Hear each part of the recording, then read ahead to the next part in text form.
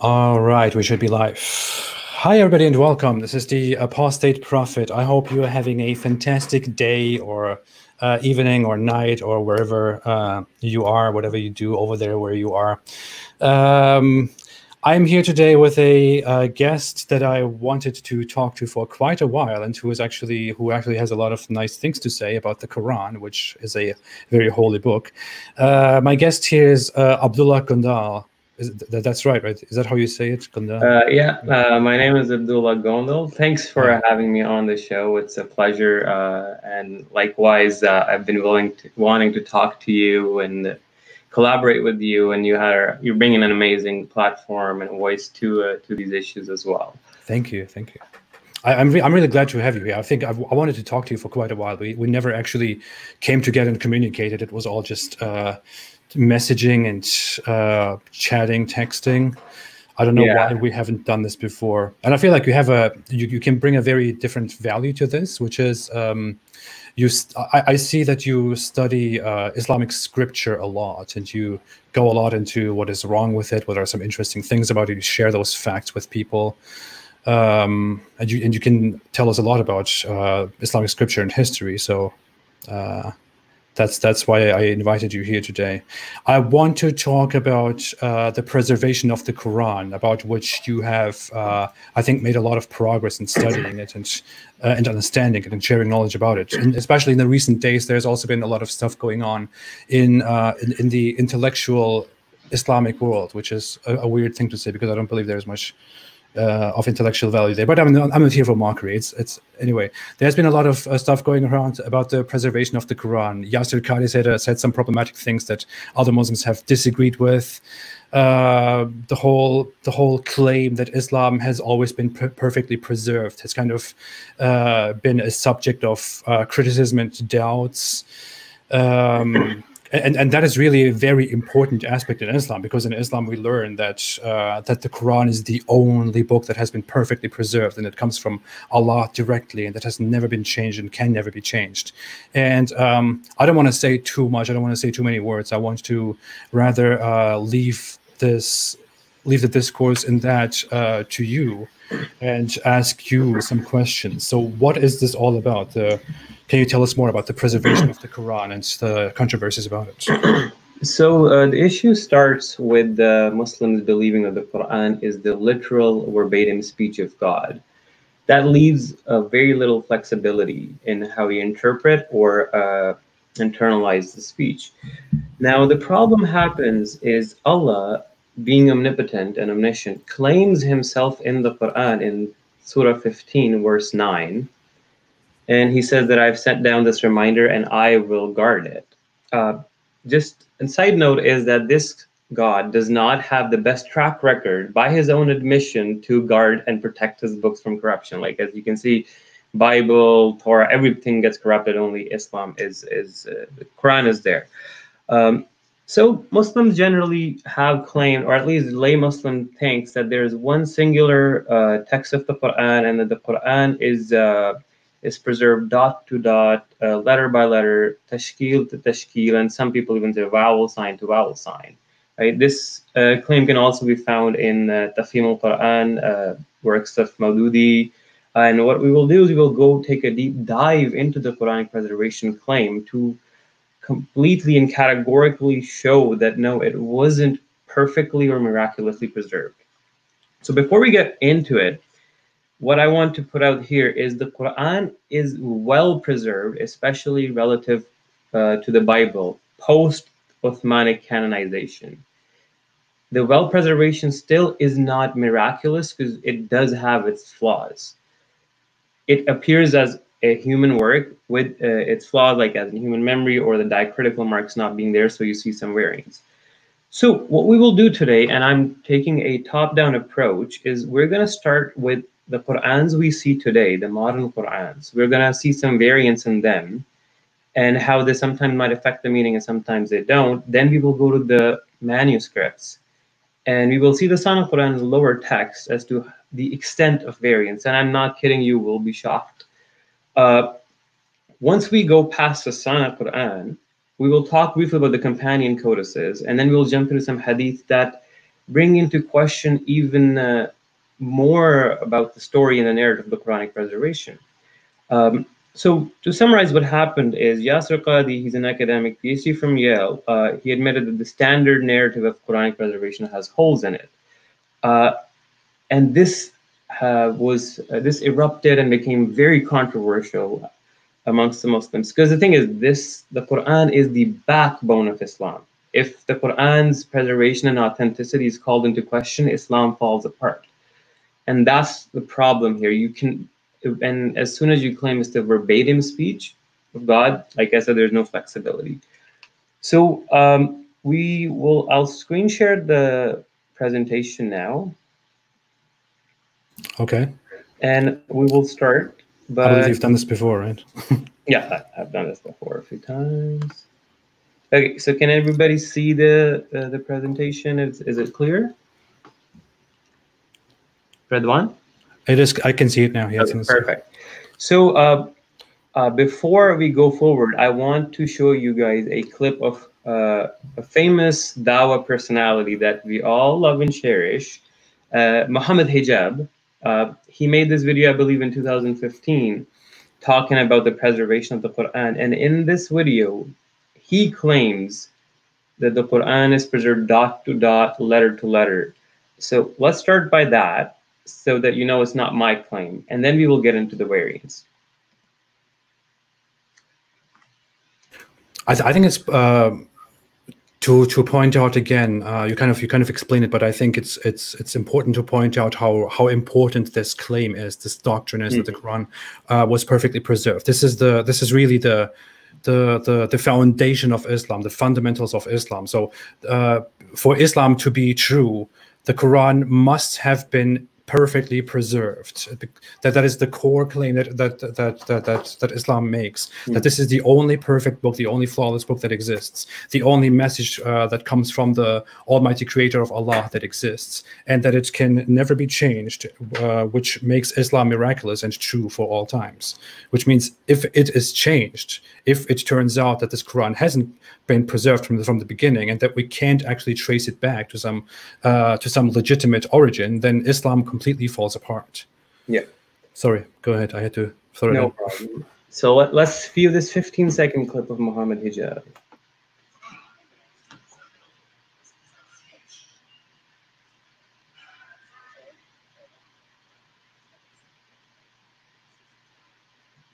I think we can't hear the sound. Oh. I think you have to, when you share the screen, you have to do this thing, share with audio or something like that. Okay, well, what we'll do is I'll summarize what he basically says is the Quran is a speech of Allah. Allah has promised to preserve it. It's preserved word to word, letter to letter, vowel sign for vowel sign. So he's going by the dot by dot narrative. And then he says that Allah promised to preserve it. And he then claims that the preservation of the Quran is the biggest miracles of the Quran. That was his claim. Now, the way I want to undo this is one of the problems we see is Muslims say that there's one Quran, and they'll say that you can pick up any Quran anywhere in the world right now, and it will have the same text, not a dot, not a letter will change. This is blatantly false. And the problem is that Muslim scholars have known about all of these issues for thousands of years. And they have documented them too. But the issue is the lay Muslim has not been told this. In fact, he's been fed a lie about this miraculous preservation and whatnot. So that's why you realize why Dr. Yasir Qadi kept saying, don't discuss this in public, because if you start discussing this in public, the Quran loses its miraculous allure, and it becomes just like a historical book, which is well preserved with its flaws.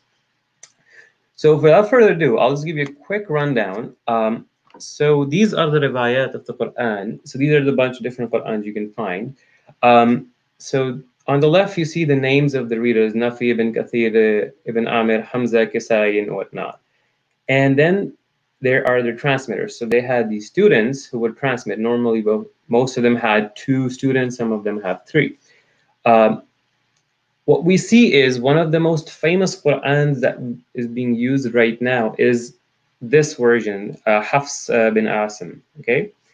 And it's not actually wasn't the most prominent version throughout Islamic history either. Instead, actually in 1924, it was canonized officially by Al-Azhar.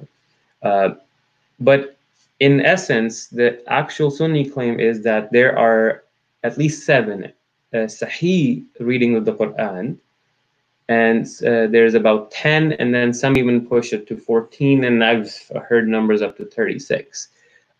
So these Qurans have variance within themselves. These are all equally authentic. That's what's very important. No Quran should take precedence over the other. And just because Hafs is being used predominantly now does not mean it was the same case in history. Now that we have this out of the way, we will get to our variants. Now what I'm about to show you is actual images from the scripture, and I'll highlight the Arabic text and then the translation as well, where the meanings change or what is being changed. So let's start with our first example. We have from Surah Ghafir, Surah 40, verse 26. So on the left side, you see Hafs text, which is the common text we see. In that it says, أو أن يظهر في الأرض الفساد. Whereas Warsh says, وَأَن يُظْهِرْ. So it seems like an extra alif is in the Hafs version, whereas the Warsh version is missing one alif. Now, how does it affect the meaning? It doesn't really affect the meaning in a way, but the problem here is this is a historical claim. Look what's happening. Allah is quoting, it seems, the words of Pharaoh. Now, here's the thing. Pharaoh is a human being. So if Allah is quoting him, Pharaoh can only speak in one way. He doesn't speak in variants. So either Pharaoh said he will change your religion, or that he will cause corruption, or he said he will change your religion and that he will cause corruption in the land. Mm-hmm. So what we are seeing now is a historical thing, is what did Pharaoh actually say? Because like I said, Allah is an omnipotent, omniscient deity. He can absolutely, clearly, and specifically with precision quote people. At the same time, I would like to add that the Quran doesn't always quote people verbatim. Sometimes it's a summarized form, but you can, by reading the text, decipher if it's being quoted directly or not. Now, yeah, if you have any questions.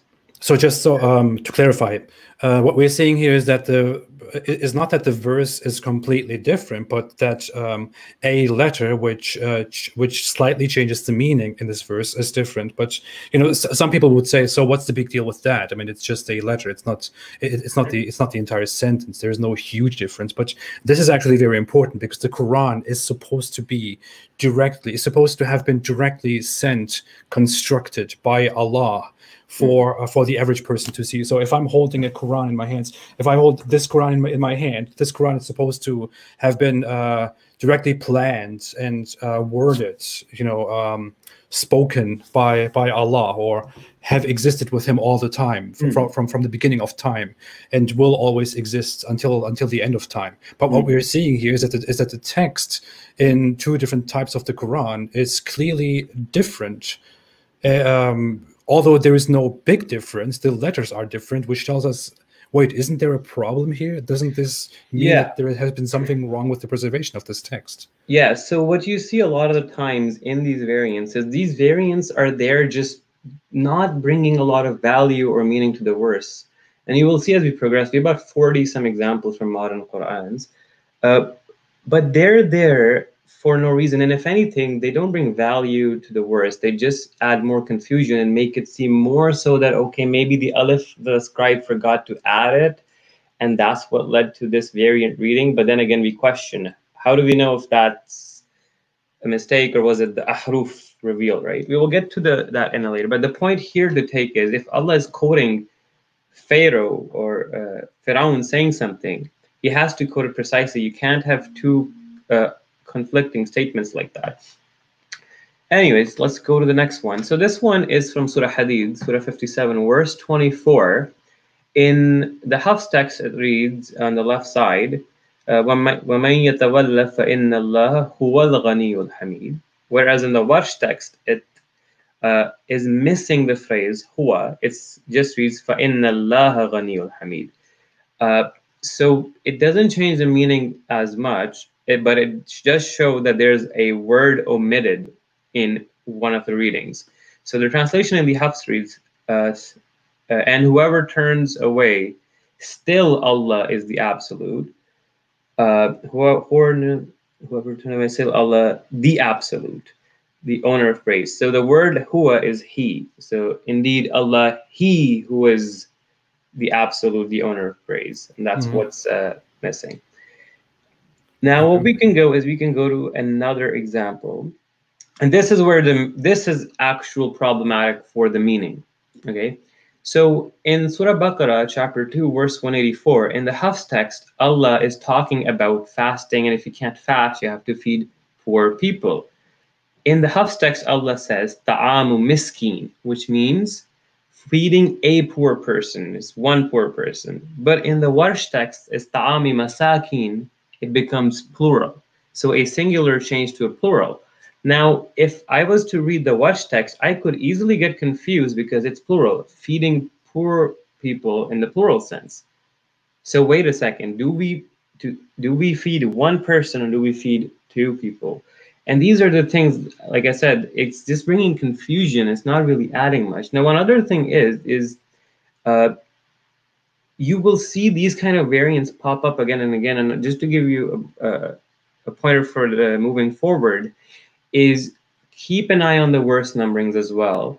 Worst numberings rarely ever align between these readings.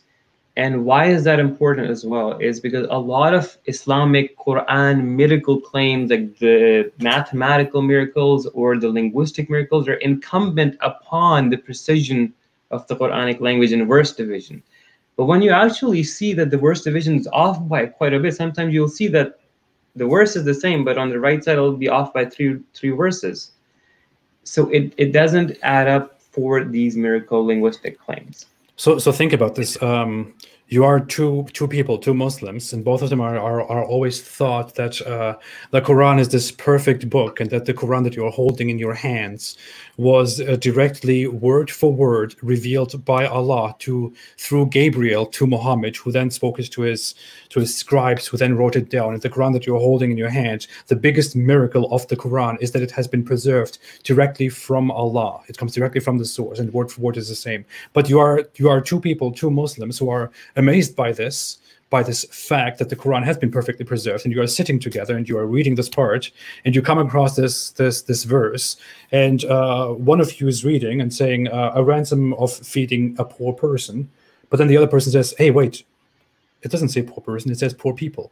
And then you show each other the Qurans, and in both Qurans it says something different. And then you look at each other and think, wait, isn't this Quran supposed to have been perfectly preserved, perfectly revealed from Allah directly through Gabriel to Muhammad, to the scribes, to us in our hands? Isn't this Quran supposed to be directly the word that Allah gave through Gabriel to Muhammad? And you find out, no, there are variations in here. So what are you supposed to think about the rest of the Quran, of the Quran's chain of revelations up until it lands in your hands? Obviously, there is something fishy, something wrong here. Mm-hmm. And as we progress, I kid you not, this video will be shocking to a lot of people, and the examples will get deeper and deeper. And I won't spoil it, so let's just go to the next example. Here, this one is Surah Kahf, Surah 18, verse 36. So in the Hafs text, it says, لَأَجِدَنَّ خَيْرًا مِنْهَا مُنْقَلَبًا. Okay. Whereas in the Warsh text, it says, لَأَجِدَنَّ خَيْرًا مِنْهُمَا مُنْقَلَبًا. Also, what I've highlighted is, as I pointed out, the verse numberings are off. As you can see that there's a division of verse ends and starts in Hafs, but that doesn't happen that in Warsh, and it just keeps going. So let's read the translation and how this changes the meaning ever so slightly. So in the Hafs version, we see, and I do not think the hour will occur, and even if I should be brought back to my Lord, I will surely find better than this a return, as in the singular. And In the Warsh it says, surely you will find better than these as a return, min huma.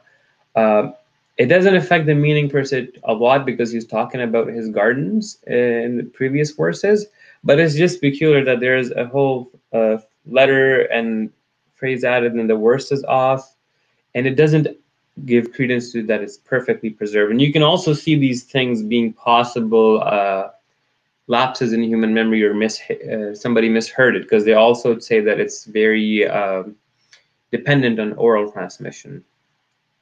Anyways, let's go to the next example. David would just said, I'm starting to think that there might be some holes in the narrative. No, it's actually a funny thing on Twitter. Some guy said that the Quran is the Titanic and it has a big hole in it. And it's gonna sink, and Muslims keep hoping it stays afloat. That's quite funny. These are all little poking fun at what Yasser Qadi said. He said that there is a hole in the narrative, in the standard narrative, that the Quran has been perfectly preserved, which caused the entire outrage and the absurdity that is currently going on in Muslim debates among each other. So it's funny to remind everybody that this was indeed said by a major Muslim apologist and scholar, that there is a hole in the whole narrative, in the basic narrative, that the Quran has been perfectly preserved in its purest form. All right, so this example is Surah Zukhruf, Surah 43, verse 19. In the Hafs text, now this is quite a significant one, and in a sense that how the diacritical marks can change the meaning of the word or the word completely. And what I need to point out here is the early Quranic manuscripts did not have the diacritical or the vowel markings on them. And if you were to remove the diacritical markings from the highlighted phrase on both sides, the skeleton of both of them is identical. Now, here's the problem is the scribe sometimes might, or people who were writing or listening, might have to go by the skeleton, but they had to put the diacritical marks on their own so that's why these words might change. So let's go to the example where it says, وَجَعْلُوا الْمَلَائِكَةَ الَّذِينَ هُمْ عِبَادُ الرَّحْمَنِ. It says in Hafs. The Warsh version reads, وَجَعْلُوا الْمَلَائِكَةَ الَّذِينَ هُمْ عِنْدَ الرَّحْمَنِ. So عِبَادُ الرَّحْمَنِ and عِنْدَ الرَّحْمَنِ. The Hafs version reads, and they have made the angels who are slaves of the most merciful, females. The Warsh reads, and they have made the angels who are with the most merciful, females. So one is saying that these angels are abds of Allah, as in the slaves of Allah, and the other is saying that they are with Allah. That's very peculiar because, like I said, it doesn't add, the existence of this variant doesn't add any benefit. It just makes it seem more that, okay, this is just because the diacritical marks wasn't there and this led to a confusion and it became from ibad to inda rahman. That's so strange. It's very confusing that this would occur actually. Now here we have Surah Imran, Surah 3, verse 133. This isn't a major variant on its own, but just to show that there's an extra letter found in the Hafs version, and it reads وَسَارِوا إِلَى مَغْفِرَةٍ مِّن رَبِّكُمْ, whereas the Warsh just reads سَارِوا إِلَى مَغْفِرَةٍ مِّن رَبِّكُمْ. And like I said earlier, what's the point of this variant? What benefit does this addition of this letter bring, and how does it maybe expand on the meaning or give you something so unique, you know? And how could this be evidence of preservation? The translation is very slightly different. So the letter vowel is used as and here. So it says and hasten to forgiveness, and in Warsh it says hasten to forgiveness. The word and is omitted. Now let's go to another example. And this, like I said, when we get to historical accounts, is very important because we cannot have any room for contradictions, especially if Allah is quoting people, people don't speak in variants like this, because Allah can quote precisely. Now here's one example, Surah Qasas, Surah 28, verse 48, and the Hafs side, it talks about the magicians of Moses. So it says, قَالُوا سِحْرًا تَظَاهَرَ in Hafs. In Warsh, it says Sahiran. So So again, the problem, because of the diacritical marks, weren't the Sihran and Sahiran are different. Now, what's the difference in meaning? They are, in the Hafs version, it reads, and also remember that Allah seems to be quoting the magicians here. They said, two works of magic supporting each other, whereas in the Warsh it says there are two magicians supporting each other. So now I ask, were there two magic tricks that were cast by one magician, or were there two magicians who cast two separate tricks, or were there two magicians and one of them only cast the two tricks? You understand, like with historical things like this, it gets very confusing. This is very strange. This is a completely different meaning. These are two completely different things if you read them in these two different variants. So there really is no point for this change to happen from one Quran version to the other Quran version. Exactly. Well, let's go to another one. Now is where we're getting into even more interesting one about, like I said, historical contradictions. Now, what is happening here in Surah Anbiya, chapter 21, verse 4, is Hafs is quoting Muhammad saying something, whereas the Warsh implies that Allah is commanding Muhammad to say something. You can't have it both ways. What happened first? Did Muhammad say this dua, or did Allah command Muhammad first to say the dua? So I'll read the thing. On Hafs it says, قَالَ رَبِّي يَعْلَمَ الْقَوْلُ فِي السَّمَاءِ وَالْأَرْضِ وَهُوَ السَّمِيعُ الْعَلِيمُ. So here the translation is, he, the Prophet, said, my Lord knows whatever is said through the heavens and the earth, and he is the hearing, the knowing. In the Warsh it says, قُلْ رَبِّي يَعْلَمَ الْقَوْلُ, which means Allah is commanding Muhammad to say. So here it says, say, O Muhammad, my Lord knows whatever is said throughout the heaven and the earth, and he is the hearing and the knowing. You can't square these two together. And I heard this one bizarre explanation was that the Quran was revealed, and because Muhammad was reciting the verse, he was also being quoting himself at the same time. It doesn't make sense, it's to me. But No. see, what happened first? Did Allah command Muhammad? Muhammad said the dua and Allah quoted it. But also important is the nature of the content of the dua. My Lord knows whatever is said through the heavens and earth, and he is the hearing and the knowing. It seems more likely that Muhammad would say this statement rather than Allah tell him to say this statement, because it's coming from a point where Muhammad is saying my Lord. But that could be a side point. What we will do is we will move to this qala. Just to give you an idea, this qala and qul problem is not just a single occurrence. It happens a few times.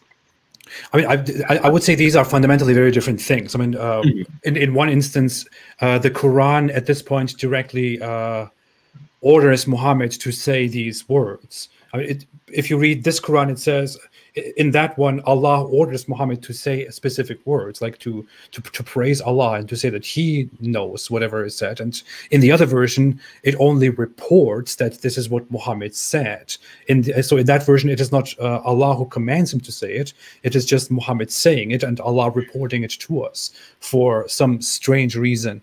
So there really is a major difference here in what is being said and what is being transmitted to you, the reader. Exactly. And like I said, one could then say that, okay, are these the words of Muhammad, or were they actually the words of Allah and Muhammad repeated Allah's words? So there's a crucial question. Yeah, and we never know, right? Yeah, that is so weird. Let's go to the next one. So again, in the same surah, Surah Anbiya chapter 21, verse 112, the same thing happens in the Hafs version. It says qala, where it's quoting Muhammad. So in Warsh it says qul.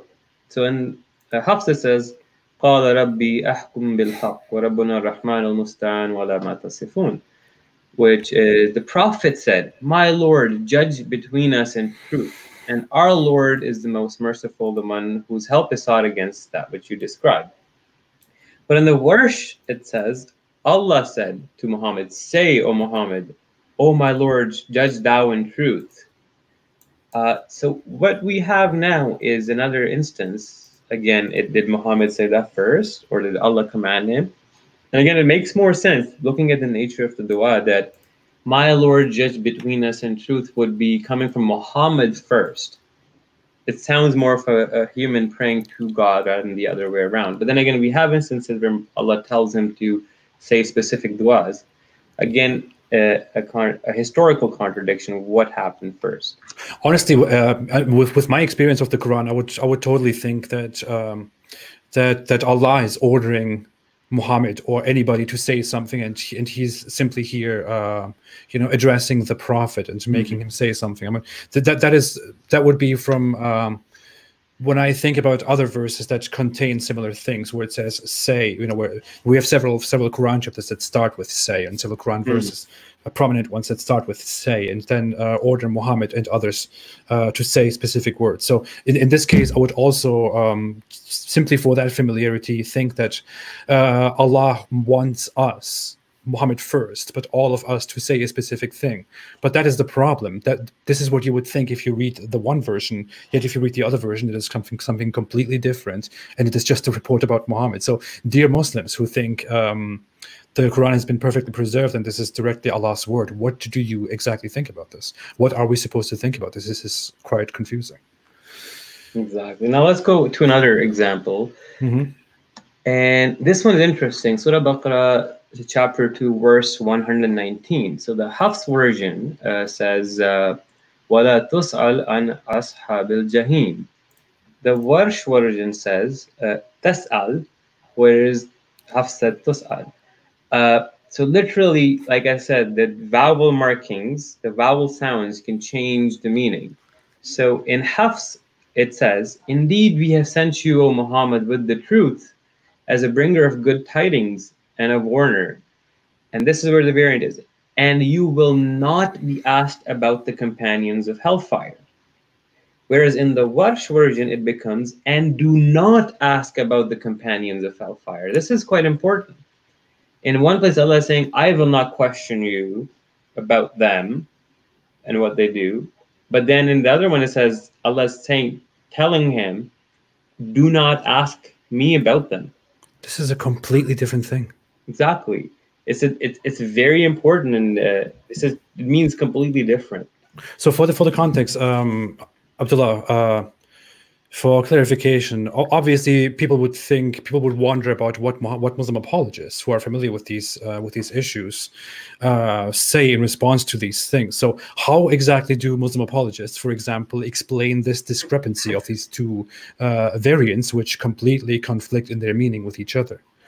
Yeah, so normally they will say that the readings, all of them, all the variants are all revealed by Allah, and they cite this hadith about ahruf. I have the hadith in the last part. We will get to a detailed discussion about the ahruf, but to give you a gist of it, ahruf is the save it all, get out of jail free card for Muslims.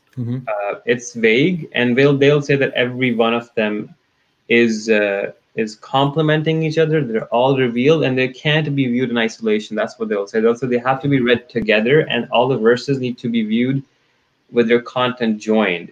So you can't view them in isolation, in the sense that you can't say, oh, what says and do not ask, and then Hafs says and you will not. It's actually Allah saying you will not be asked, and you shouldn't also ask. That's what they come up with. It's their reasoning. They combine all the verses and all the variants and come up with a compound explanation for it. And one of the problems, they will keep saying that there is no contradiction.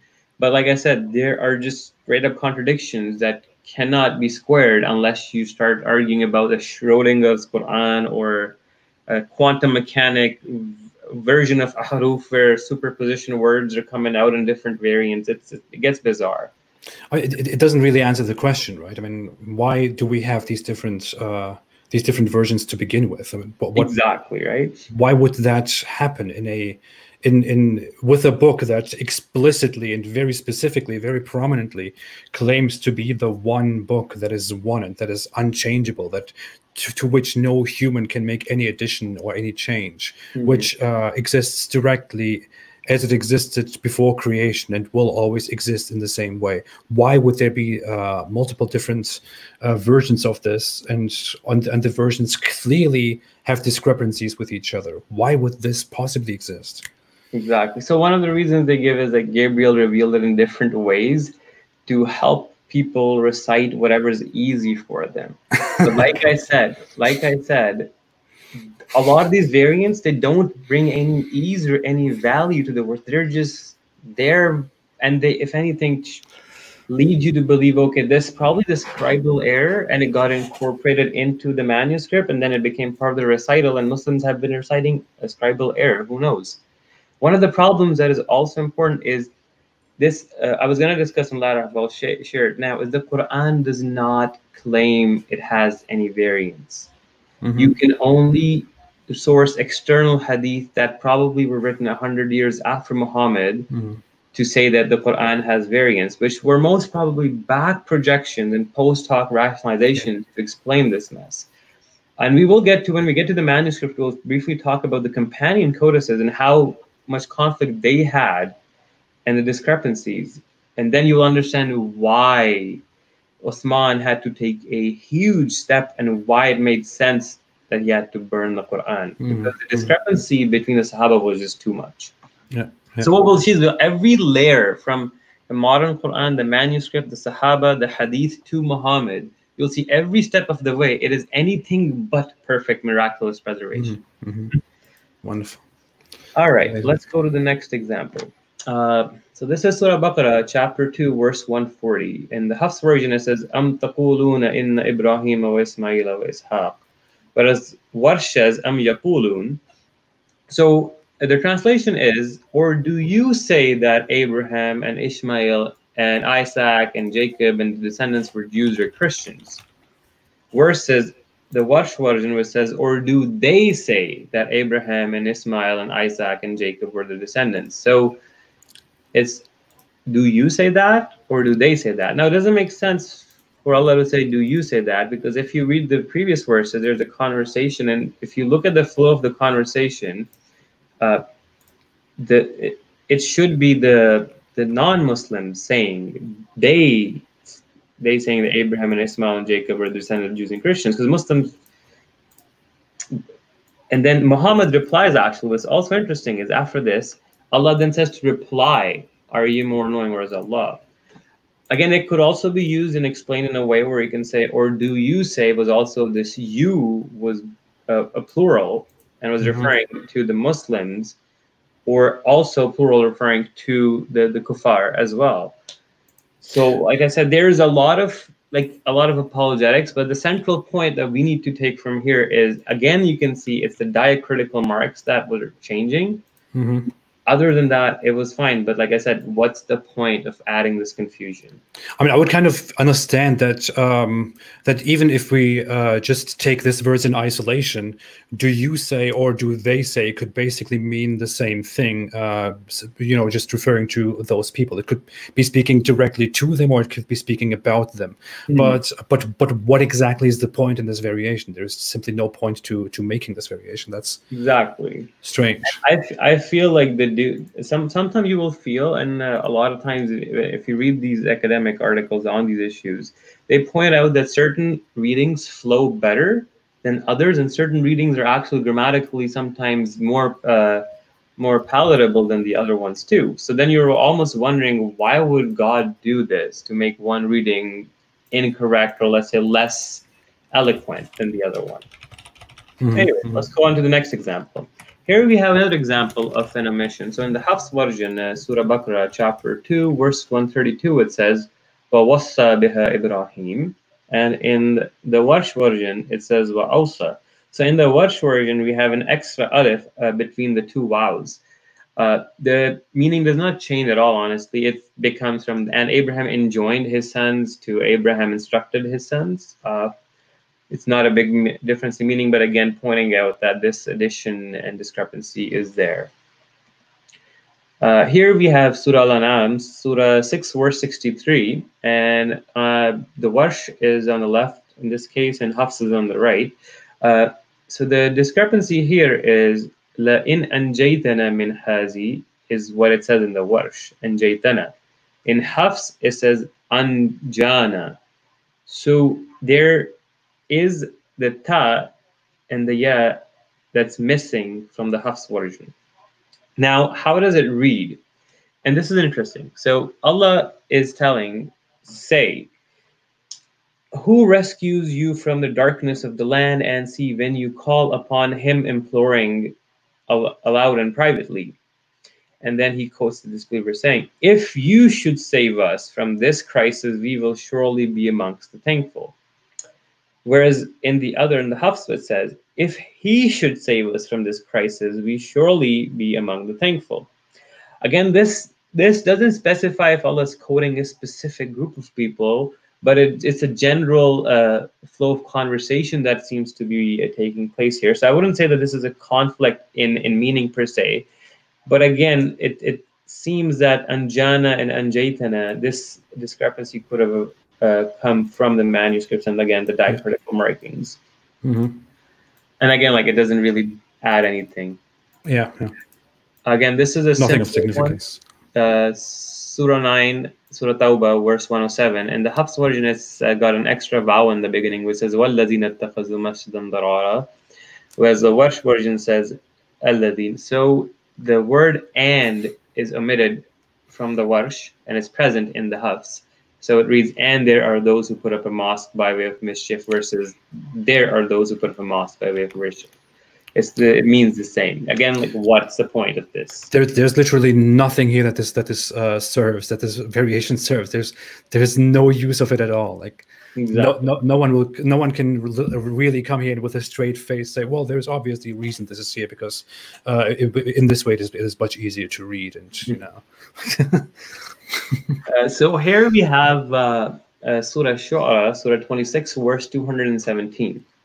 In the Hafs version, it reads, وَتَوَكَّلْ عَلَى الْعَزِيزِ الرَّحِيمِ, which means and rely upon the exalted in might, the merciful. But the Warsh, instead of the wow, it has the letter fa. So it reads فَتَوَكَّلْ, which means so rely upon or therefore rely upon. Again, it's not a big change in meaning, but what's also interesting is the wow and the fa thing happens a few times, I believe, and it's because the vow, when written in the skeletal form, can be very close in how it's written and can be confused to be joined with the ta, and then it could be mistaken for a fa. So that is one possible explanation for this. Like I said, I'm not going deep dive and looking at where this word is found in the manuscript and seeing the skeletal structure. I'm not doing that right now in detail. It's not the point of this presentation. Here again, we have Surah Shura, Surah 42, verse 30. In the Hafs version, it reads, وَمَا أَصَابَكُم مِّن مُّصِيبَةٍ فَبِمَا كَسَبَتْ أَيْدِيكُم. Whereas in the Warsh version, it reads, وَمَا أَصَابَكُم مِّن مُّصِيبَةٍ بِمَا كَسَبَتْ أَيْدِيكُم. So the letter fa is again additional in Hafs and it's non-existent in the Warsh. Does it change the meaning at all? No, not really, but I'll read it out for you. And whatever strikes you of disaster, then it is what your hands have earned, versus whatever strikes you of the disaster, it is of your hands what it's earned. So it's not really, again, like it doesn't change the meaning much. Here, the meaning isn't changed, but there are a couple of letters addition. So in the Hafs, it says, ما تشتهيه. So I'll read it. وفيها ما تشتهيه الأنفس. But in the Shubha, this is not the Warsh version, by the way, just to give you an idea. There's about 5, 6, there'll be different versions that might pop up. But this one is found in Shubha, where it says ما تشتهي الأنفس. So what you see is in Hafs, you have he hil at the end, whereas tashtahil, so there's a few letters missing, although the meaning doesn't change. Now again, like, why would you do that? I'm not going to get into linguistics, and some people can go into details. There are arguments, I did mention this earlier, that certain versions will be grammatically better than other ones, and we will come in one example about that too. Again, we see another instance of Surah Shams, Surah 91, verse 15, where the va and the fa is mixed up. So in the Hafs it reads وَلَا يَخَافُ عُقْبَاهَا, and Warsh it reads فَلَا يَخَافُ عُقْبَاهَا. So one is and he does not fear the consequence thereof, and the other one is therefore he does not fear the consequence thereof. All right. Next one, again, we have an instance of another problem with the kul and the qala. So this time is in Surah Jinn, Surah 72. Hafs says, قُلْ إِنَّمَا أَدْعُو رَبِّي وَلَا أُشْرِكْ بِهِ أَحَدًا. Whereas Warsh says, قَالَ إِنَّمَا أَدْعُو رَبِّي وَلَا أُشْرِكُ بِهِ أَحَدًا. So what's going on here is Hafs is commanding Muhammad to say the following words: I only invoke my Lord and do not associate with him anyone. Whereas the Warsh again is quoting Muhammad saying, I only invoke my Lord and do not associate with him anyone. Again, what happened first, the sequence and chronology of historical events. Okay. Uh, So again, the same concept. One is from the perspective of Allah, one is from the perspective of Muhammad, which again makes no sense. Yeah. And now we have Surah Mu'minun. It's Surah 23, verse 89.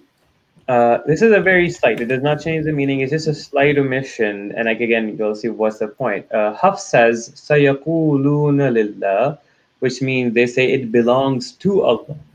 Whereas the Duri, so this is another Quran. This is not Shubha, this is not Warsh, this is the Duri Riwayah.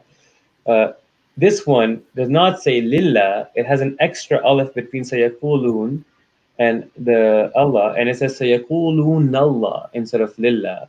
So here it says they will say Allah. So one is it saying Lillah, meaning this belongs to Allah, or it's a possessive, whereas the other one is they will say Allah. I assume that the previous verse talks about something that belongs to Yeah. Allah, and then in this, okay. So it doesn't really affect the meaning in any crucial way.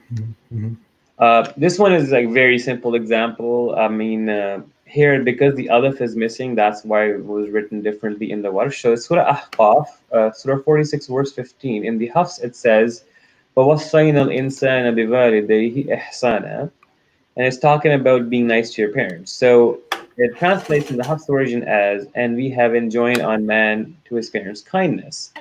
Whereas the word ihsana is changed to husna in Warsh, and it translates almost the same. It's like we have enjoined on man to treat his parents in a beautiful manner. So kind manner, beautiful manner. But the point is that there's just one alif missing. Now let's go to Surah Yasin, Surah 36, verse 35. How many more of these examples do we have? So we're almost at if we have about 40 examples from the modern Qur'ans, and then we have a bunch of extreme big variants from the Sana Qur'an. Then we have a couple of hadith, and then we ended up. Okay. But we're halfway through, probably past that. Okay. So in the Hafs version, it says Vama amilathu, whereas Shubha says Vama amilat. So who is an extra addition in the Hafs version, whereas Shubha doesn't exist. The translation isn't affected as bad at all. In fact, it says that they may eat of its fruit and not made it their hands, whereas Shubha says, and not made their hands. So it's a very small difference, but just pointing out that, again, the text of the Qur'ans is not identical. Now we're getting into so this is interesting. Now you'll see plural and singular changes. So this is Surah Ra'd, Surah 13, verse 42. And in the Hafs version, it says, وَسَيَعْلَمُ الْكُفَّارِ. So, and in the Warsh, it says, وَسَيَعْلَمُ الْكَافِرِ. So kuffar is plural and kafir is singular. How does this translate? He knows what every soul earns, and the disbelievers will know for whom is the final home. And in the Warsh, it translates, he who knows what every soul earns, and the disbeliever will know for whom is the final home. So it's a singular plural change. And you will see this happen quite a few times, actually. Again, it happens in Surah 66, verse 12. In Hafs, it says, وَصَدَقَتْ بِكَلِمَاتِ رَبِّهَا وَكُتُبِهِ وَكَانَتْ مِنَ الْقَانِتِينَ. And it says, and she believed in the words of her Lord and his books, and she was of the devoutly obedient. Whereas in the Warsh, it says, kitabihi, which is one book. So it says, and she believed in the word of her Lord and his book. So we have again we have the same letters in both versions, but we have different symbols, different signs, different vowels, and which slightly changes the meaning. So what we see here is that the Quran was in the same way preserved until a certain point, where then different diacritical symbols were added to it, which caused the Quran to be slightly corrupted from one Quran to the other, which is not supposed to happen. There's a whole history of this caliph and his appointee Hajjaj bin Yusuf adding these marks and then changing some words around. I made a video about that long ago. Okay, perfect. So if you want to look at that, you can refer to that video for details. Oh, we can definitely talk about it. Now we get to another one. Here, this is quite interesting. In Surah Ahraf, Surah 7, verse 141, the Hafs version says, Su'ul azab yuqatilun abna'akum wa yastahyuna nisa'akum. Whereas the Warsh version says, Su'ul azab yaqtulun and yuqatilun. So their tenses are being changed. So what happens in the meaning is, and when we saved you from the people of the Pharaoh who were afflicting you with the worst of torment, they were killing your sons. So that's like a continuous tense, whereas in present, and then this one is they killed your sons. So it just changes the tense. Okay. The meaning isn't affected as bad. But again, so we'll go through one more example of. I think people get the point, so I'll just speed through these last examples. There are just a lot of variations that happen because of the signs used. So these are a lot of examples. We had 21, 104, and the half size that says whereas Warsh says kitab, and Allah's talking about rolling up the heavens at the Day of Judgment.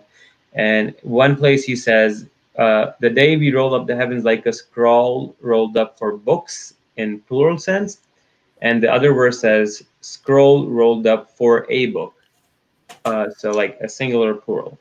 Let's go to the next one. And this one was weird, where I did read that one of the versions is grammatically correct and the other one isn't.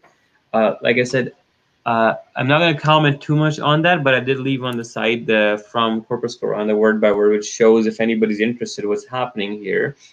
Is salawatak, it says, is a second person masculine singular possessive pronoun, and it gets changed to salawatik. So why everything else seems to be identical in the verses, it's just that this thing changes. And like I said earlier, people will point out, and scholars will point out that some versions of the verses flow better in a grammatical sense.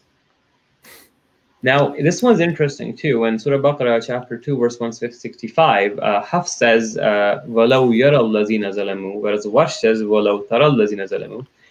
And it does change the meaning slightly. So here it is. And if only they who have wronged would consider that when they see the punishment, okay?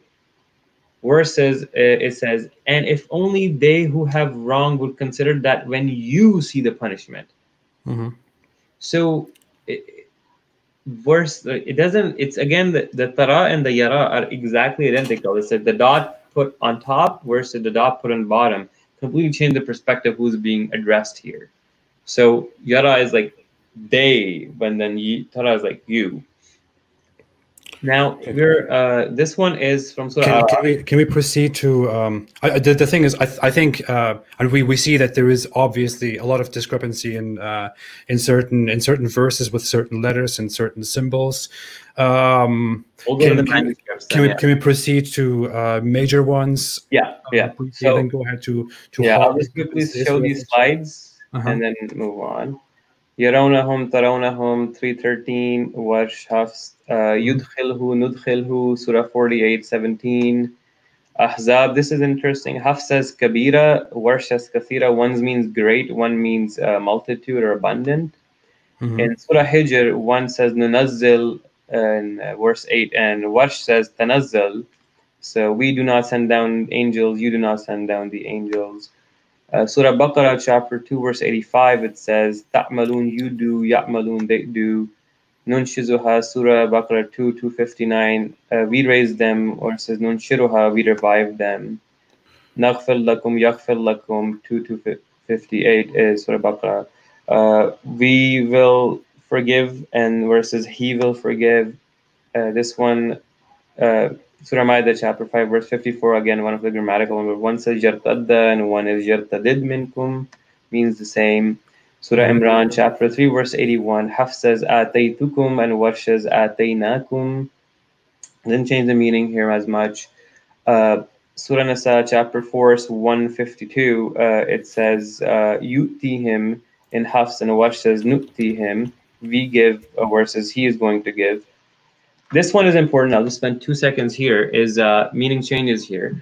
Surah 3 verse 146. The Hafs says وَكَأَيٍّ مِّن نَبِيٍّ قَاتَلَ مَعَهُ, versus Warsh says وَكَأَيٍّ مِّن نَبِيٍّ قُتِلَ مَعَهُ. So one says how many a prophet fought with him, versus the other one says how many a prophet were killed.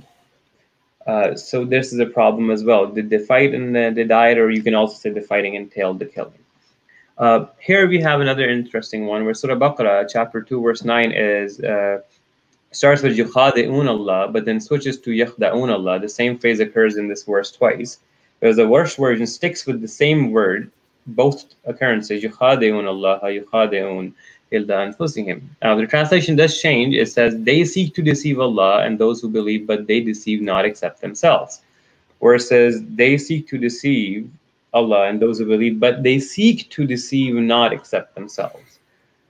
This is a small variant and meaning change here. Now we are at the juicy part. And what I want you to know, that if you thought that those discrepancies and variants were of any value, we're going to go from, let's say, from a 0 to 100 now.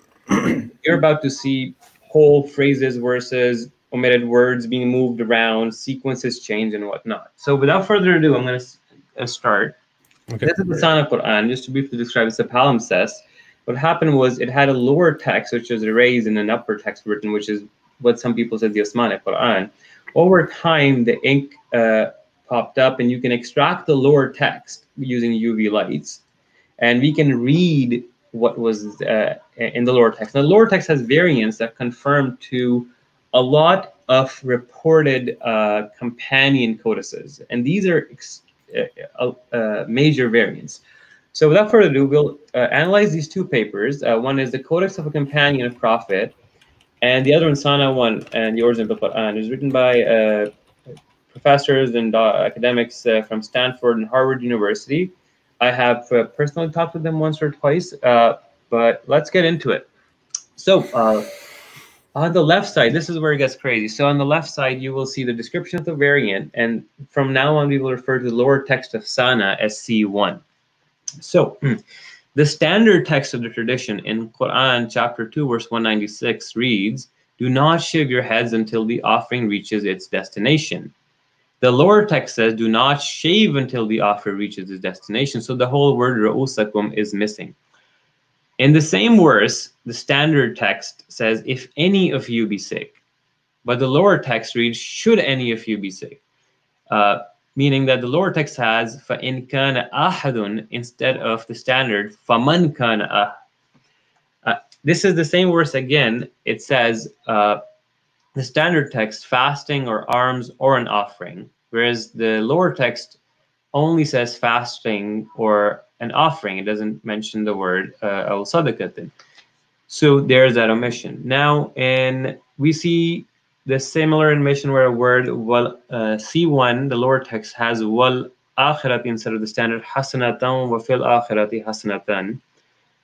In chapter 63 verse 7, we see in the standard text of the Quran it's that they may disperse, yanfaddu, but in the lower text there's additional phrase yanfaddu min hawlihi. Okay, now on the right side, if you go to table 4, you can see where the C1 lower text will actually agree with narrations recounting companion codices and their variants. They're recorded in books like Kitab al-Masahif, Suyuti's Itqan, and Al-Fahrist. Just to give you one additional point, that Kitab al-Masahif is the book that Yasir Qadi did mention in his emails by name that were leaked in 2016, saying that just a cursory reading of the book leads one to question the standard narrative of the Quran. So we'll keep going. What we see is that in the Osmanic Quran, in verse chapter 2, verse 217, it says قِتَالٍ فِيهِ. C1 says أَنْقِتَالٍ فِيهِ.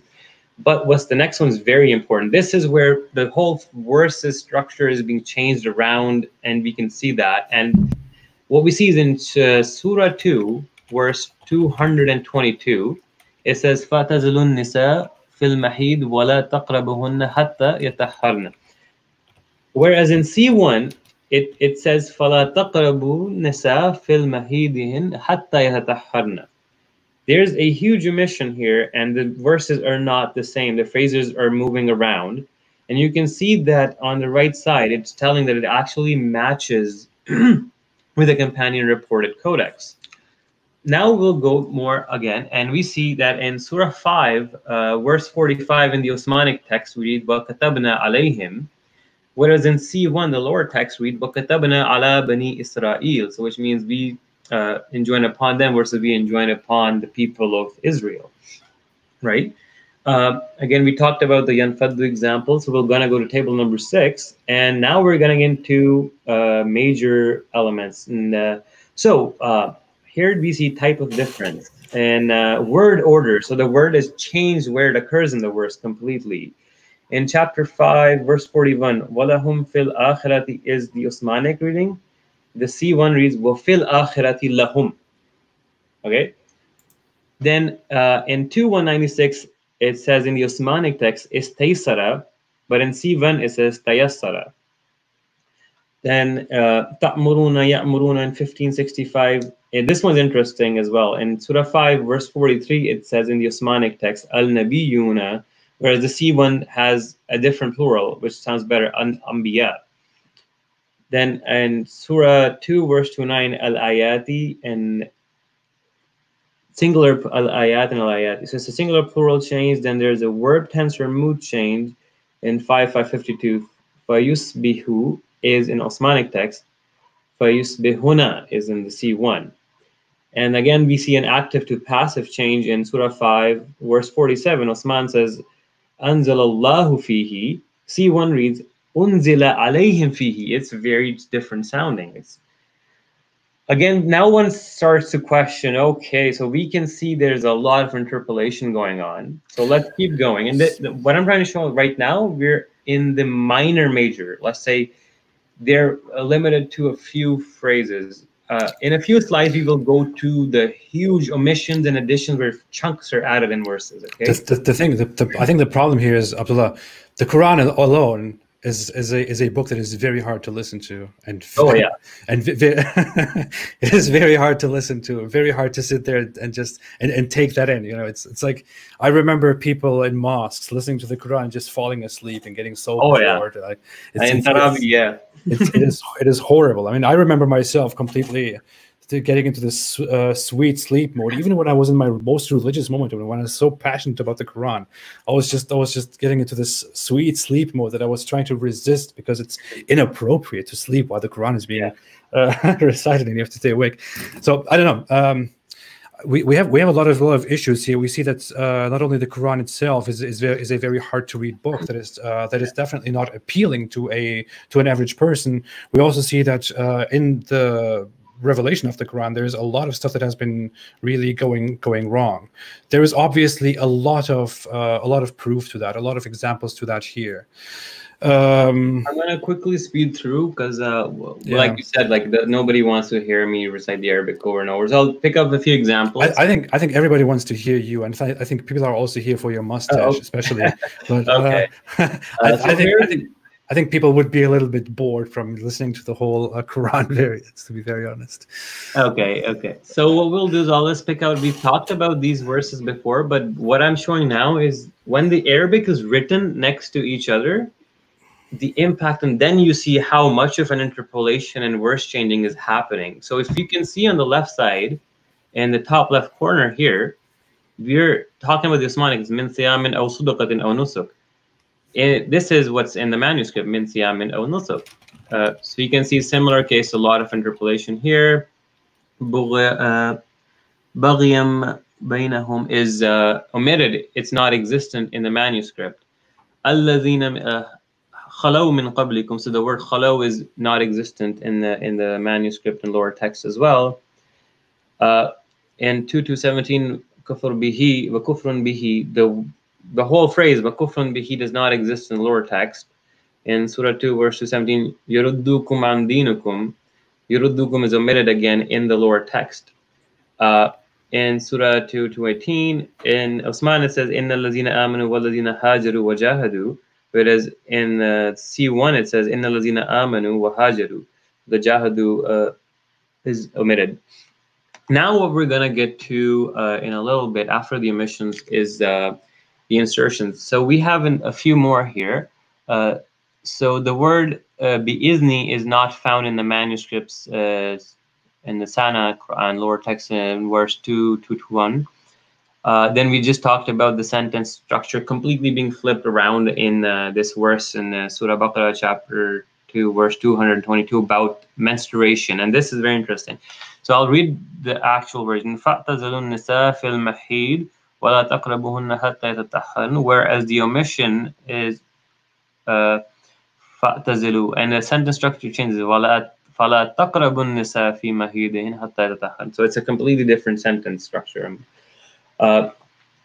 We already saw that the فَحْكُمْ بَيْنَهُمْ is completely omitted in 552 and 554. The nas is omitted. What we will go to is now the next one. Actually, in 63:1, the word qalu is actually not found in the manuscript as well in the lower text. Now we're going to the additions. So this is where they're adding. We find additional parts of phrases in the lower text that are not found in the Osmanic Quran. And there's certain, if you want, I'm going to go through this fast, but stop and read the comments of the scholar here, because they will point out some very peculiar instances where the occurrence of the phrase would be expected in a certain way, but will occur differently because a different scribe was writing it. And if a different scribe is writing it, he's not familiar with a certain reading and whatnot. It's a very interesting, if you want to read it, it's amazing. So anyways, in Surah 2, verse 193, the Osmanic Quran reads وَيَكُونَ الدِّينَ لِلَّهِ, that all religions for Allah. But there's the addition of the word كُلُّهُ وَيَكُونَ الدِّينَ كُلُّهُ لِلَّهِ in the lower text. And then we already talked about those verses. So in 544, this one is actually quite interesting. This is actually quite significant, the addition here.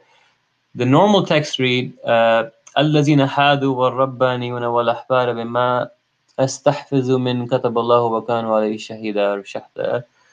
And additional phrases here are والذين هم يحكمون بما نزل الله فيها يحكم به. This is a huge chunk added into it in the lower text. I can't read it because there's a lot of appearances and stuff. We already talked about وَكَتَبْنَا عَلَى بَنِي إِسْرَائِيل. The phrase Bani Israel is additional in the lower text. Now here we see in... So there's actually a good amount of words added into the text. That's very... So this is beyond just little changes, little variations in letters and symbols. You see that there is a lot of text actually added here to the original text of the Quran. So. And what's also fascinating is you see the evolution of the canonization process with this, because you can see how the Quran was and how it evolved and how it came to its final form. So one on this side here, it says in the Osmanic Quran in Surah 63 verse 3, ذَلِكَ بِأَنَّهُمْ آمَنُوا ثُمَّ كَفَرُوا, whereas in the lower text there's an additional phrase ثُمَّ ازْدَادُوا كُفْرًا. And then in the same verse, it says that in the Osmanic Quran, it says ذَلِكَ بِأَنَّهُمْ ... كَتَبَ عَلَى قُلُوبِهِمْ كَتَبَ عَلَى قُلُوبِهِمْ فَهُمْ لَا يَفْقَهُونَ. Sorry if I can't, it's very tiny. And in the lower text, ذَلِكَ بِأَنَّهُمْ قَوْمٌ is additional. It's completely added. It's not just one word. It's like a good four-word phrase. We talked about min hawlihi. There's an additional word in the lower text, well, izzatu jami'a in 63:8. Again, more additions on the left side. We talked about 2196 before, about what they're going to talk about here, substitution. And this is very important because many scholars have in the past written books and books saying that you cannot even imagine to change a word or substitute it with a synonym because you'll be lying upon Allah. Okay? Now, what you see here is another instance of just that. So in Surah 2, verse 196, like the Osmanic Quran reads, فَمَنْ كَانَ مِنْكُمْ مَرِيدًا, whereas it says it's أَحَدًا man, it changes, فَإِنْ كَانَ أَحَدًا مِنْكُمْ مَرِيدًا. So they've substituted one phrase. Then another one in Surah 209, جَاءَكُمُ الْهُدَى جَاءَكُمُ الْبَيِّنَاتِ, meaning proof versus evidence and signs and guidance. The point, what you can see is, it's also interesting, what I want to point out is you can see literally every type of variant. You don't just see small, you see small, large, meaning, you see omissions, additions, substitutions, interpolation, tense changes. It's every type of variant is there. So to argue at this point that this book is perfectly preserved becomes unsustainable. So there is really, I mean, as you can clearly see, there really is a big hole in the narrative. Yeah. There is a major hole. Abdullah, some people have been asking, like, if I want to look at this in detail, is there a way I can find? Is there like a PDF or something I can find on this? Is there something accessible that I could add to the description of this video? Sure. So what I'll do is, after the stream is over, I'll give you the link to both the papers so people can access them and read this all. What I was also going to do was I was going to make this PDF available, like this presentation, available for anybody to download, so they can reference it and look into it and read. So that would be a good way to look into it. But there are, like I said, lots of books written on it, and it is a very deep topic. Anyways, fantastic. We see this huge addition. I'll just go to a couple of substitutions. In Surah 2, verse 113, Osman says Fabas, and Sivan says Fa'arsal. 546, نورا مصدقا لما بين يديه من التوراة نورا ومصدقا لما أنزلنا من التوراة. So there's a بين يدي standing for أنزلنا is revealing. So in للمتقين is substituted لقوم يؤمنون or يؤتنون. أنزل الله is substituted with أوحي الله. وإذا رأيتهم وإذا جاءوا. And then these are the one word even more major changes you can read. I'm not going to go through all of them.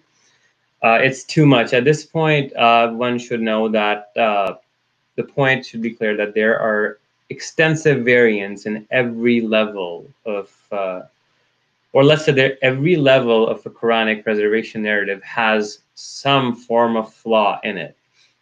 But you can see that there's a bunch of interpolation, word changes, and stuff going on here. And on the left side again, on the right side. And now we are coming to the minor ones here. I'm just going to skip through them because we've gone through enough minor ones in the modern Qurans. So basically, there are a lot of variations in the Quran, and it is really endless. There are so many. There are numerous examples. Yeah.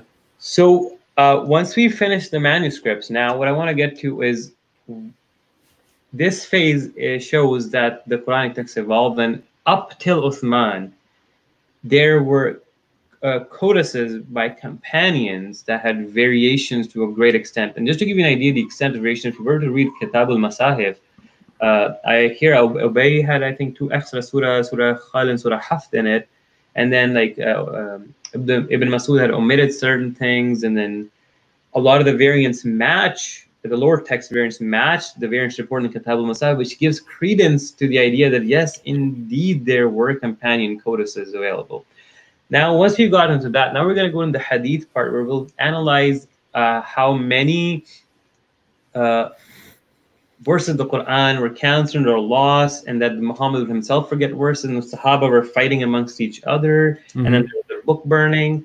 So we'll go through and we'll show you that the compilation process of the Quran itself is so flawed and has so much infighting going on that to assert that it is on itself the committee appointed by Osman did anything to perfectly preserve the Quran, it doesn't stand up to scrutiny. So let's start with this first hadith we have here from Sahih al-Bukhari.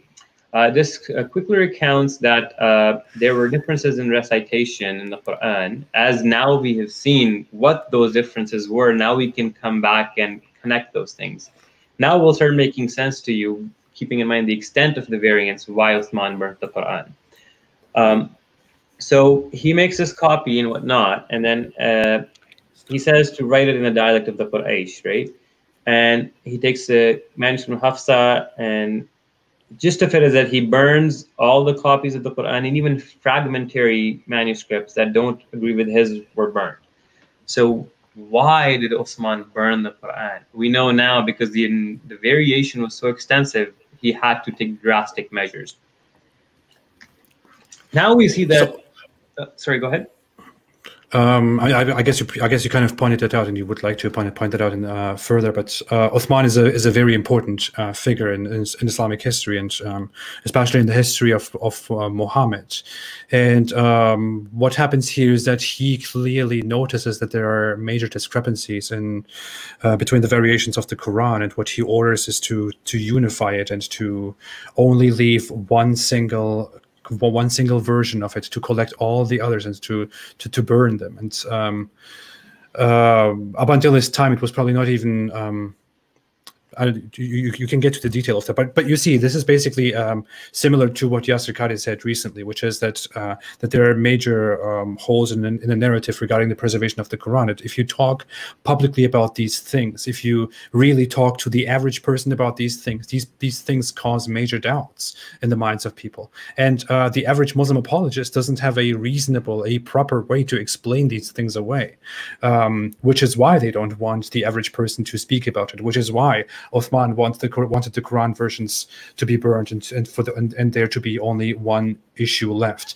If this was such a minor issue, if this was such a simple thing, such a very simple problem that you can just easily explain and easily just brush off, and there is nothing much important about that, then they would just do that. They would just have simple explanations to these. But obviously they're trying to hide it, they're trying to censor it, they're trying to delete parts of videos because they openly spoke about these things, which happened on Muhammad Hijab's channel. And this is really crucial, and the average Muslim should really sit down and think, why is this happening?